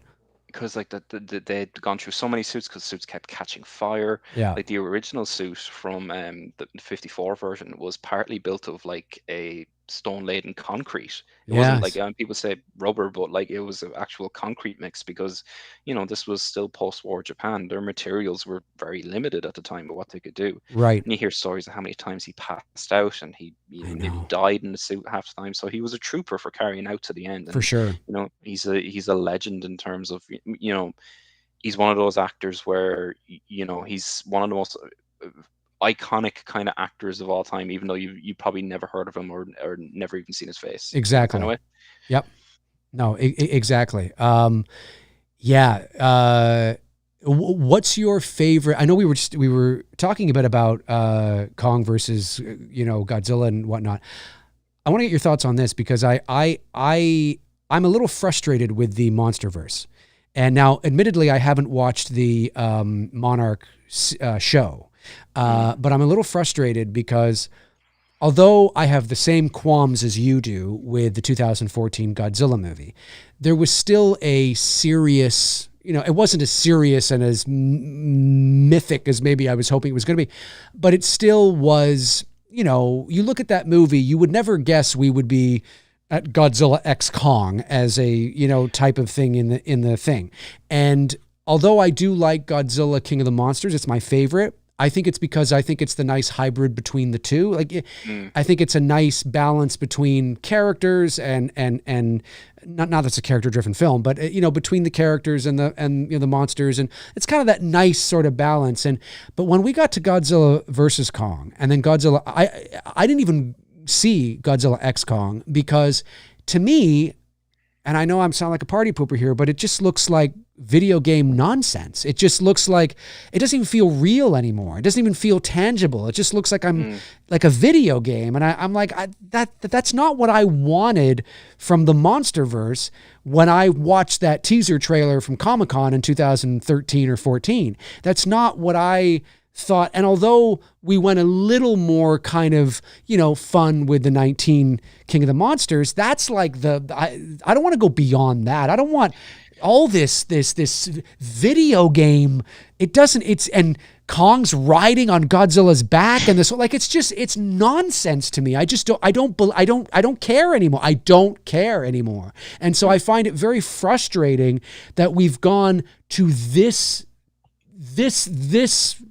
direction with the MonsterVerse. I agree with some of your frustration. It is, as I said earlier, it's kind of disappointing that they did kind of fumble coming out of the gate with this new MonsterVerse, because as you were saying, like now there's always that question is if they did nail, say, Godzilla 2014 in terms of the character, if we got like an American version of Godzilla -1 come out of the bat, amazing Godzilla film, how long could they keep that running in terms of a franchise of that same tone, if you get me? Like, what are we thinking from the standpoint of longevity here? Could we do, I think as soon as you bring in Mothra, Rodan, even the very presence of some, like, even though King Ghidorah is done supremely well in King of the Monsters, he's frightening in that film. Incredible. Or even Kong, as soon as you're putting Godzilla up against another foe, you're kind of automatically lightening kind of the overall weight of it, if you will. Like, yes, you kind of go on. No, go ahead. Yeah, you kind of not necessarily like 100% delve into the realm of the obscene, but you're automatically kind of starting to dip your toe back into that water of action figures putting against each other. And as I said, like I enjoyed both. I did enjoy New Empire. I look. I No, like I think it's great. I haven't seen it, so maybe I would like it. I don't know. But as I said, like there's nothing wrong with preferring how you like your I th- Godzilla to be handled, if you know what I mean. I agree. And I think what's hard for me, because I've said this before on the channel, I'm a very linear storyteller in terms of how I like my movies, how I like, my stories. I'm not a huge prequel guy, not a big versus guy, not a big let's, cross the streams guy. And so for me, I think my issue doesn't come down to the movie itself. It comes down to that I just don't believe this is the same world. Like how can, and that's I think had you started with this kind of, world, then yeah, I'm all in. I'm all in because this is fun, but when you start so serious, and you create this world that's very serious, and then you got Godzilla riding or, King Kong, it's just like, I'm sitting there and I'm thinking, what is this? I have trouble believing this. Like, imagine you got Shawshank Redemption. Okay. Maybe I'm going to the extreme here, but you got Shawshank Redemption and then Shawshank, and then, I don't know, Christmas Vacation is the fourth movie in the Shawshank Redemption universe. You know what I mean? It's like, I'm like, what are we doing? Like, I don't understand. I don't like, I'm out. Like, I'm out, it's Dragon's Den, Shark Tank. I'm out, like, I think that's where it's hard for me, where I'm kind of like, oh, we're going here. Okay. I think you would like Monarch. Monarch is definitely more in the same vein as 2014. I thought Monarch was fine, a bit long in the tooth in some areas here, and it's really cool seeing Kurt Russell in a Godzilla project. Who doesn't love Kurt Russell? Yeah, 100%. But it's definitely more character focused product. Now the characters are nowhere near the level of say -1. Right. But because I think the TV's format allows itself a bit better to fleshing out characters a bit more. It's more so focusing on how human beings are now adjusting to this world of now that it's now common knowledge that there's these titans living amongst us, Right. how our day-to-day lives are now affected by that. And it is interesting. There does kind of fall a bit back into we got to show Godzilla because nobody's going to watch the show without Godzilla in it. Right. And they're doing season 2 now, and I think season 2 is actually focusing on Kong. Right. So yeah, I think I agree. Like when I was watching 2014 again recently, I was just thinking, God, like I can't imagine in this world that like there's a 3-headed dragon somewhere frozen in a cave, and I'm like, and then even though when I went to go see it, I was like, oh God, like imagine if this took off and they did sequels and stuff like that. But like if you watch I never considered the original 1954 version of the original Godzilla. It's so hard to believe that that's in the same timeline as like Godzilla versus Gigan, where there's like space beetles. That's true. Or Godzilla versus Mechagodzilla, the original Mechagodzilla, where Mechagodzilla is no joke being controlled by space monkeys. Yes. Like, yeah. And you're just like, what? But that's go on. No, I was just going to say, well, here's going to be the real test. Now, we both agree. We both love Godzilla -1. We think, great movie, character driven, it's like that nice, it's kind of what we kind of wanted from the 2014, or what we thought we were going to get from the 2014 film. I mean, obviously not as expensive film, but, with the budget they had, they did amazing. But here's the thing. When that movie ended and somebody asked me a year or two ago when it came out, somebody asked me, do you think they'll do a sequel? And I thought, well, probably. But now what?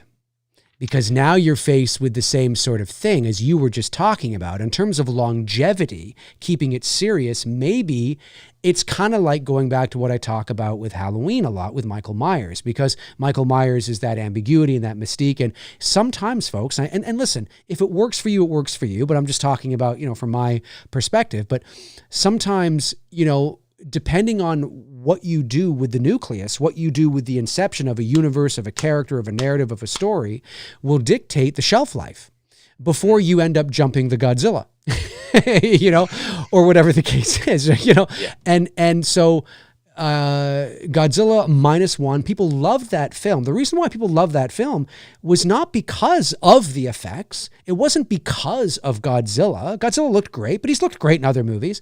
It's because you were invested, emotionally in the characters and what happened in a great Godzilla movie. Well, to your point, what you were saying, you know, what's the shelf life of those kinds of Godzilla movies if you're going to keep going in a series? Because I've heard, I don't know if it's true, but I've heard that the sequel he's doing, he's going to bring in a monster, or he's going to bring in something else, or whatever the case. So now I'm going, here we go. Like, is this now going to be, you know, where it's going to feel a little less weighty or less heavy, you know, as you put it, because we've got to, you know, it's gonna, you know, and I'm like, gotta fight. You gotta fight. You gotta get crazy. You gotta get crazy. You know, we gotta get crazy. We gotta have stuff going wild. But here's the trick. I would implore this filmmaker, I forget his name now, but I would implore him and his team to, you know what? You have an opportunity. Write something, make it still character driven. Let's see if we can make it character driven. You can still have them fight. You can have something going, but make it still something that we really care about these characters. Don't jump from Godzilla -1 to Godzilla X Kong. Like, let's just not do that, because I have a feeling it won't be as well received, you know, because people didn't love -1 because of Godzilla. I mean, he's part of it, of course, but it was because we were really invested in this fucking guy's story about how he was supposed to die. And he didn't. And he sacrificed it. And then, you know, and we thought, you know, his wife died and then she didn't. And she came at the end, that big twist and the whole thing. And sorry, I'm spoiling it. And if you haven't seen it, you're in no rush. And so, you know what I mean? Anyway, sorry. Go ahead, Lee. But it's also, like, as you said, Dave, like, we love those characters in -1. Do we run the risk of trivializing those characters, and if we bring them back for the sequel? Because what is there, like, you know, if we look at, you know, his, like the Kamikaze pilot, for example, his arc is now complete.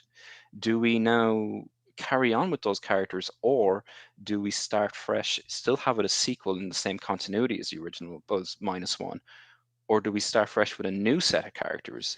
And that could, you know, there could be a good amount of people say, whoa, hang on now, I really like those characters. Are you telling me we're not going to see those again? Like, what's going on here? I think that's a very good point. I think you're right. His arc is complete with his wife and everything, but that doesn't mean.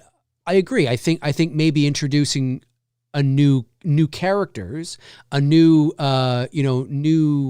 stakes, new set of circumstances, and maybe you do bring him in.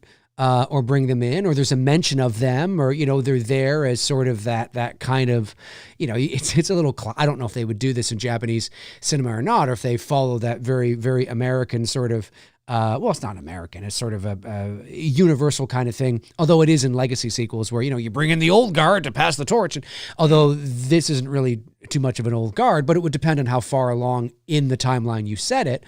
I think you've got to go with somebody new. A new story around new characters, but there's an acknowledgement of the previous story and the previous characters, and maybe even a cameo by them, which would be interesting. But I'm very curious if I'm curious if there's going to be a significantly obvious tonal shift in the sequel by bringing in other monsters. Yeah, I'm cautiously optimistic about it. I have faith in this team. I think they did a tremendous job with -1, and I think I'm curious to see if, you know, even if they do run with new characters, what time period is this going to be set in? Are we going to jump forward to the 60s or the 70s? I think a part of the crutch of the story, of the fulcrum of the story of -1, was set in post-war Japan. So yeah, look, it's very early on. I think I'm sure there's probably like a treatment has already been passed around and stuff. And the minute they won an Oscar, I was like, oh yeah, we're definitely getting a sequel. Oh yes, yeah. Well, and it made huge money over here too. Well, yeah, it made huge money. So, And I was really happy it won an Oscar. Like, there's, you can debate whether or not the effects in the film are objectively were the best of the year, but I think it's more in a legacy award. Like, the Godzilla franchise has kind of pioneered a lot of suitmation effects, much as like what we were talking about at the very start of the stream. Yes. A lot of suitmation and practical effects were kind of pioneered by these guys, and yeah, it took 70 years, but it's nice that the big guy has a little plaque now next to him. I think so too, and I think you make a good point. I'd have to go back and look at the other films that were nominated that year, but yeah, there could be an argument to be made that maybe it wasn't the best visual effects of the year, but I think it was the fact that it was what they were, and they looked great. Like they looked amazing to me. They didn't look cheap or anything like that. I have to go back and watch the movie again, but I don't remember thinking, oh, that looks like, not at all. It looked totally pro, state of the art. And I think that's ultimately why it won, was this is what you were able to do on what the hell was the budget? $13 million or something like that? Yeah, it was something crazy like that. I mean, incredible. Absolutely incredible. And I think that's ultimately why they won. It was you do deserve this. Like what you were able to achieve on such a limited budget is unreal.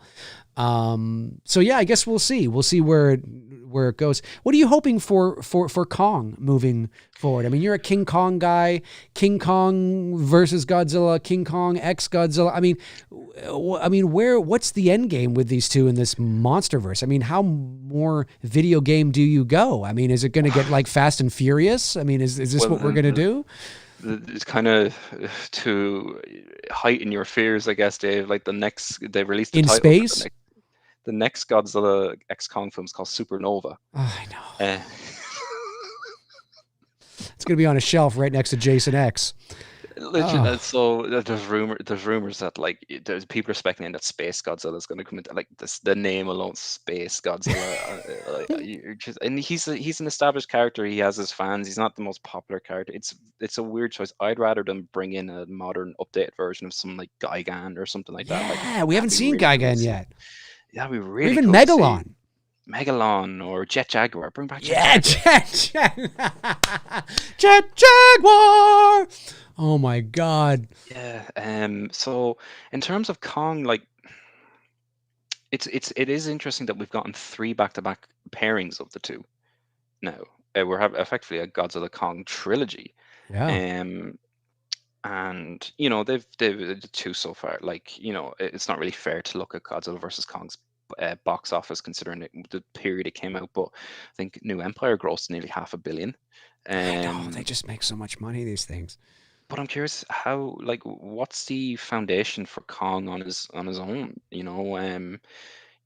I think the focus is going to be a bit more on Godzilla for this film. They have a new director for Supernova as well.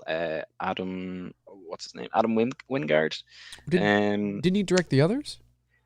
Yeah, Adam Wingard. Yeah, he's out. He's not. Sorry, he's not. Oh, he's not doing it now. Okay. He's not doing Supernova. It's a new director is coming in, so I'm interested to see a bit of a fresh take. The last 2, as much as I did enjoy them, I felt a bit Guardians of the Galaxy-ish. There's a lot of pop music kind of sprinkled in. See, that's what I'm saying, Lee. He's twisting my arm. Don't listen to him. That's what I'm saying. That's what I'm trying to say. Shawshank Redemption Part 4 is Christmas Vacation. I mean, this is what I'm...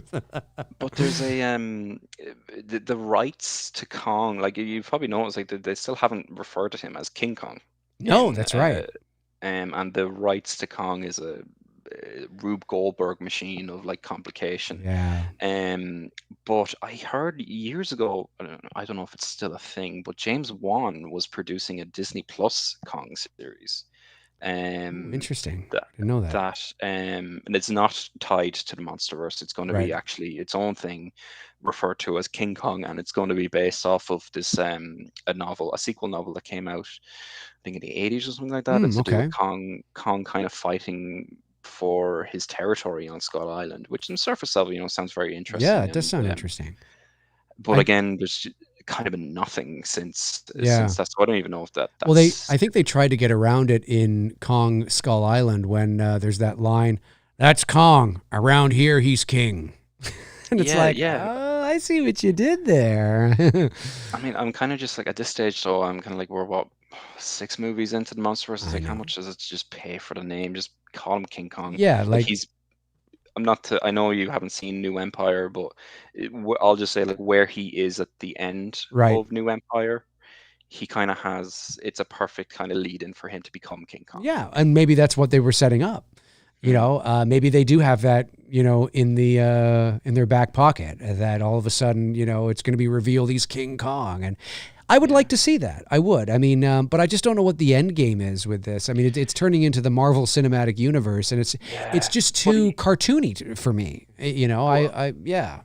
On that, like the thing is though, like you can't really build too much of a cinematic universe. Like, is a Rodan movie gonna make money? Is a Mothra solo movie gonna make money? Jet Jaguar.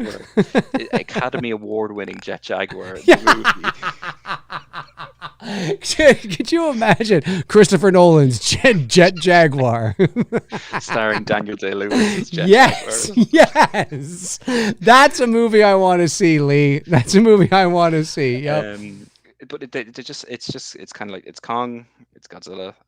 You know, I'd love to bring Gamera in. Like, you know, do you remember Gamera? I do, vaguely, but yes, I do. Yeah, he was kind of the poor man's Godzilla. Yeah. What about Son of Godzilla? Oh God, Godzuki from the cartoon. Godzuki, yeah, they've already introduced us somewhat the Son of Kong in this new series. Oh, so yes, it's I don't know, like, if the MonsterVerse was to end tomorrow, like if they were going to say, look, that's it, we've kind of done. I wouldn't kind of lose sleep over it. I'd be saying, okay, look, it was enjoyable. We got a good run. It ended when it needed to end, because that's kind of like one. I'm not as big a Marvel fan as I was going back to like the hype of Endgame and Infinity War. But right. I have to wonder though, like, not to the pun not intended, but what is the end game of this? You know, are we just going to keep going on and on and on? Like, where are we leading? Like, yeah, like, but like, what's the accessibility for like future generations? You know, like there's kids that are watching Marvel movies today that weren't born when the first Iron Man came out. Right.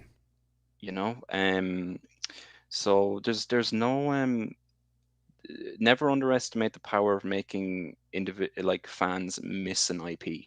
Yes. You know, let things settle for a while. Don't oversaturate the market. Like Kong used to only have a film every 30, 40 years. It's true. You know? It's true. It's true. And now he's gallivanting through the meadows with Godzilla. God, he's gonna have a jetpack in the next one, probably. I think. Well, when I saw the trailer for Godzilla X Kong, the most recent one, that's the most recent one, right? Godzilla X Kong. Yeah. I saw the trailer, and I don't know where I was when I first saw it, and I had to go home and watch it with sound. I think I was getting my oil changed or something, and I was sitting waiting for, and it came on the TV or something, and all I saw was it looked like Kong had the power glove on or something, and I'm like, what the hell is? So I had to go home and watch I'm like, what is going on? Power glove. I'm like, Jesus. I mean, as you said earlier, we're not too far off from Godzilla talking again. Just saying. Oh, see, and this is we can't have that. We can't have that. No, I say that in jest. I think it's, especially to a modern, like Japanese culture back in the 70s was a very different kind of time. Yes. But especially today, like talking Godzilla, like he laughed in Godzilla versus Kong. There's a bit where there's a close up and he's laughing. Oh no. And even people were like, that was really weird. Please don't ever do that again. No, they're turning it into a cartoon. They're just turning it into silly, fun. And listen, there's a place for it. Evil Alex here in the chat is just like, I like Godzilla X Kong more than -1. He's like, call me crazy, man, but I love this shit, man. Yeah. Evil Alex is just unabashed. I love it. I love how he's just unabashed. Like, give me more of this nonsense stuff. Yeah, video game. I love it. But I just can't ride along. I mean, again, if they had started that way, right? If the universe had began a little more, I don't want to say satirical, but a little more fantastical, yeah, a little more comic booky, right? Like if it had begun that way, then I'm like, well, yeah, like this is what it is. This is that version. It's like Superman. Now, I'm not a big superhero guy, as I'm sure you've heard me, say on my channel, but when I went to go watch Superman, James Gunn's Superman, and I watched it.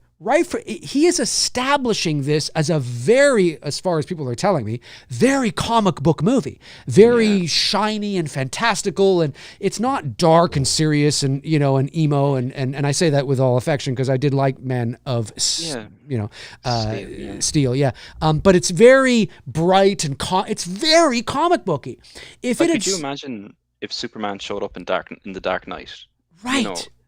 It wouldn't work. No, it wouldn't. Imagine if The Dark Knight and the sequel to The Dark Knight was James Gunn's Superman. You'd be like, what the hell is going on? Like, this doesn't feel like it lives and breathes in the same universe. And that's why I don't believe that Robert Pattinson's Batman is going to cross over into the Superman verse. No. It's chalk and cheese. You can't do that. Yeah, people, you can. Come on. You're the problem. Whoever you are out there that say this, you are the problem. You're the problem. No, no, it's okay. Listen, you love what you love, and I think that's great, sincerely. But yeah, I just can't. It's just too much of a curveball. Like, I'm just like, yeah, this is great. And then, I watched Godzilla, the first Godzilla versus Kong, and I'm like, wow, this is... okay, this is even more fantastical than Godzilla King of the Monsters. And then when I saw that trailer to Godzilla X Kong, I just was like, oh, and the music and the slow motion. I'm just like, what? What? This can't be real. The film delivers on what the trailer promises. That's all I'll say. I bet it does. I bet it does. But sorry, I don't know if I probably cut you off. Did you tell me where you wanted Kong or what you wanted for Kong now, or is I it? guess it's just because you're a big Kong guy. I mean, he's your guy. I'd be curious to see if they would do another solo Kong movie. Right. I think Kong is an easier character to kind of put at the center point of your film than Godzilla, because obviously Kong is a mammal. He's a thinking. He has a bit more of a personality. He forms obviously that connection between humans and himself. Obviously, none of that is possible. Like, if Godzilla was to fall in love with a girl, again, it would be ridiculous. Hey. It might happen. They're listening to me now saying, write that down. Write that down. That's a great idea. Get Sydney Sweeney in there. And if it was Sydney Sweeney, I'd probably go watch it, but they got me. But it is interesting because Kong is just so enveloped in this monster verse at the moment. It's hard to picture him kind of outside of it at the moment. Yeah. Could they do like an equivalent of a Kong, like not obviously Kong -1, but you know what I mean when I say it would be cool to see something like that, because to your point, Lee, Kong he's a gorilla, he's an ape, he's a primate. We're primates, and we're very, like, we share like 99% of the same DNA, and so that human connection, that's what may be missing. I don't know. I mean, I don't know, but I'm just saying, going back to that human connection and that those morals and like, I wouldn't mind seeing a Godzilla, a King Kong -1, not call it that, but that kind of thing. I wouldn't mind just getting back to the roots of what King Kong was and is, and because I don't know. If you make a series of, say, solo Kong movies, I think Kong, because of that connection and that primate kind of connection that we have with him, I think he has a longer, shelf life than Godzilla potentially. Yes. Which is ironic to say, considering the magnitude of God. Like, we have like 38 Godzilla movies and we have like 7 solo Kong movies. Yes. And I'm not saying, obviously, I'm not saying make 7 Kong solo films, because we'll probably end up by the part 6 and he'll be, I don't know, tap dancing with Frankenstein or something like that. It could happen. If he starts wearing clothes, then that's like he shows up in like a Hawaiian shirt. He's already doing sign language in the movies. I'm waiting for him to have like a Planet of the Apes moment now, where he just has like, he just says no, or like no. Exactly. No. And you find it's a secret Planet of the Apes prequel. they did a comic crossover with Kong and Planet of the Apes, a non-canon kind of thing. But I was like, God, Jesus, we're That's it's what I mean, really man. When you don't know where to go, they come up with all sorts of stuff. You know what I yeah. mean?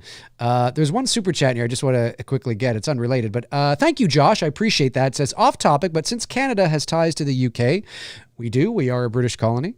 Do you have a favorite British food if they have British food in Canada? I don't particularly. I think the first thing that came to my mind was Yorkshire pudding, but I think that was probably because my mother, I think that's British, right? I think so. I mean, the name, it's, it's in the name. Yeah. I don't know. That's a very good question. We certainly do have British restaurants and Irish pubs and, all that kind of stuff, like they do, in other places. But I don't know if I have a specific favorite very British thing. I'm not entirely sure. I'd have to think about that a bit more. But thank you, Josh. Appreciate the super chat. Well, Lee, listen, before we wrap up, I just want to, is there any last kind of things, you want to say about Godzilla, Kong, Kaiju, the universe, something you want to get off your chest, just kind of where you're at as a big fan? I mean, this is your jam here.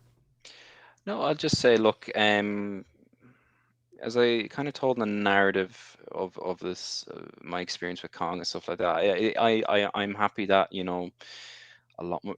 These films are much more readily accessible to the younger demographic now. I do think like Godzilla and Kong are timeless characters. At the end of the day, I do think like they'll go on and on and on. And that's not necessarily a bad thing. We'll have bad Godzilla films in the future, 100%. We'll have good Godzilla films in the future, 100%. But and the community continues to grow.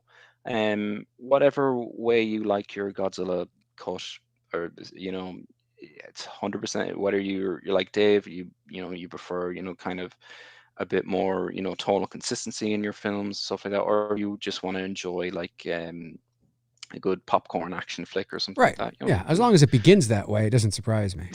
Yeah, there's room for everyone in this franchise, and I just think like it's in a very healthy spot like at the moment. It's kind of it's kind of nice because I know like a lot of people who are like in love with franchises, say like Halloween and Nightmare on Elm Street stuff, usually has kind of a bit of a depressing kind of meandering kind of end to it, because you end up kind of back in limbo. Yes. Like I feel sorry for the Elm Street community, because I've kind of just been stuck in limbo for the past like they 15 years. Oh yeah. We're getting that 4K box set soon, so it's something to look forward to. Yeah, no, it looks good. But yeah, I kind of like it was a bit of a messy way of putting it all together, but yeah, look, the Kong and Godzilla, they're here to stay, and there's a reason why they're not about Kong, especially. He's known as a wonder of the world. It's true. Yep, the eighth wonder of the world. That is very true. Evil Alex says, "Do you like Pacific Rim?" I don't. I'm not a big Pacific Rim fan, and I'm a big Del Toro fan. Yes. I really enjoyed his Hellboy movies, and I'm really looking forward to his Frankenstein movie coming out at the end of the year as well. That looks great. It does. It was shot right here in Toronto. Oh, brilliant. So I think he's a wonderful director. Look, it has been years since I watched it, so, and like that came out kind of still within that kind of Godzilla light period. It was just before actually the 2014 one dropped. So maybe when I watched it, it didn't really scratch the itch that I needed. So maybe it's worth a rewatch. I've heard the sequel's terrible, but I've only seen the first one, but not in years. Yeah, and I thought it was okay. Yeah, it's fine. They're kind of, again, it's kind of an example. It's kind of hard to get yourself into those type of movies when there's not like a discernible kind of IP attached to it. Right. Like a original giant monster film. Bar, you get some good ones like Clover. I enjoyed Cloverfield. I thought that was a good unique spin on the giant monster genre. Yes. Yes, I did too. It's hard when there's no like recognizable IP attached to this. Although I think it was based on a graphic novel. I'm not well versed in it to give too much information, but in a roundabout way, I wasn't a big fan. Yeah. Yeah. No, I hear you. I hear you. Well, listen, Lee, I really appreciate you coming on tonight. I think this was a lot of fun. You seem like a really, really great dude, and really well spoken and really knowledgeable on your passion, which I think was awesome. It made for a great fun discussion. And it's always great to talk some, not that we don't love Halloween. But it's always great to talk about things that are different, and and I'm a big Godzilla fan, but and I know there's a few people that watch me now. I know that you're just, I didn't realize that you were this big monster King Kong Godzilla. I thought you were just like, oh, that'll be a good topic to talk about. I'm like, yeah, sure, let's talk about that. No, this is like you're serious. I mean, this is, and so I think it's cool. Now I know somebody else who I can, who I can chat with, that you can keep up with the, they don't look at you like, what the hell are you talking about? You know what I mean? Yeah. Because so I think that's really good. Hey, Edward Nito, there's my other. See, look, see, I don't know if you can see him, but he's got a Godzilla 1985 avatar there. I love it. Edward is a huge Godzilla 1985, a huge Godzilla fan. Hey, Dave, did I miss the show? You did miss the show, but the good thing is you can go back and watch it. We're just about to wrap up here.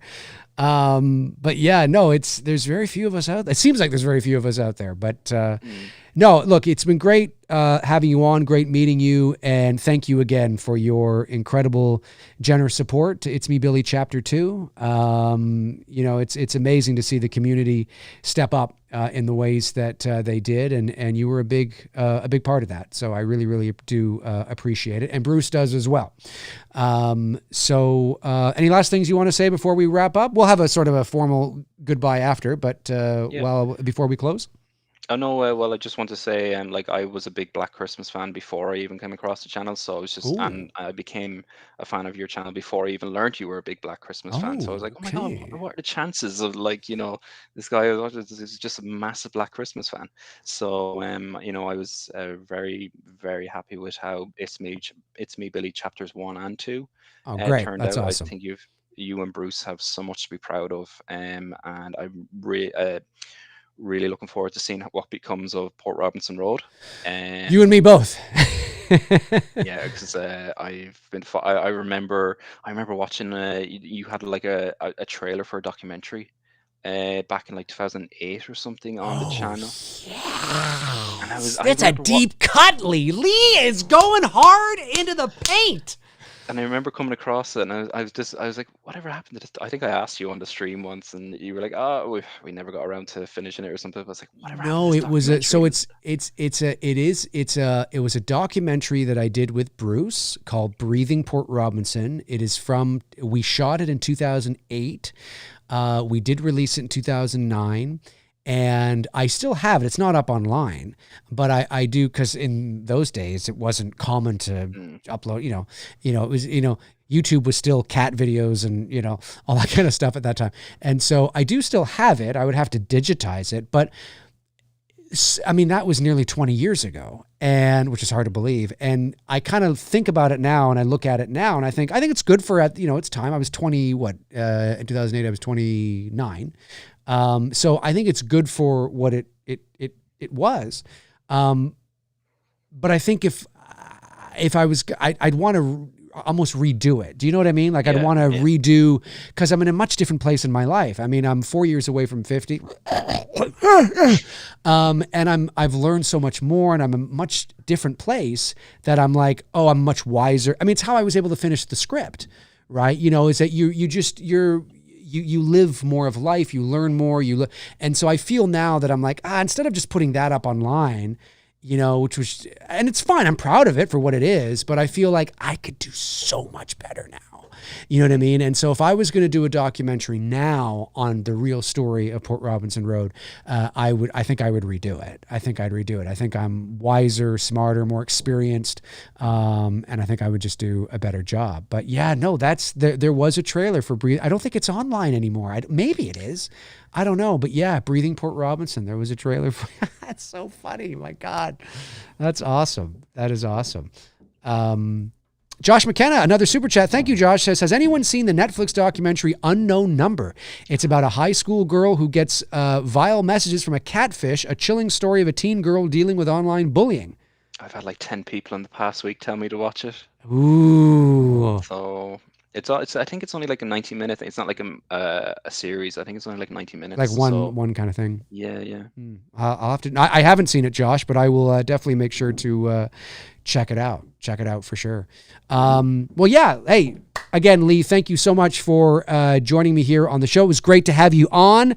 Thank you to everybody in the chat who tuned in to watch the show, who's going to be tuning in afterwards to watch it. All you Godzilla, King Kong, Kaiju fans out there, jump into the comment section and let us know. Let Lee and I know, what is your favorite King Kong movie? What is your favorite Godzilla movie? If you care to, maybe not. I don't know. Maybe you don't care. But it's there if you want to do that. And Lee, yeah, thanks for. Oh, hang on. No, that's the wrong one. That's the wrong one. It was supposed to be this one. That's the Two Dudes Extra. Thank you very much, folks, for joining us. Thank you to the Super Chats that came in. Really, really, really appreciate it on this episode. Like I said, if you're a big Godzilla fan, a big King Kong fan, jump into the comment section. Let us know your thoughts on anything we had to say here today. Shout out to, of course, my co-host, Tony Michael, who had to skedaddle a little bit early to pick up his brother, I think. His brother had a car issue or something, so he had to pick up his brother. But Tony and I will be back with another episode very, very, very soon. And I usually throw this over to Tony, but I'll throw it over to Lee. Lee, any last things you want to say? Stay green, everyone. Stay green. Stay green, everyone. Is that an Irish thing? It is an Irish thing, of course, right? Yeah. I just got that now. I thought maybe it was an environmental thing, but it's Or Godzilla. Or Godzilla. All right, folks, take care. We'll talk to you all soon. All righty. Cheers.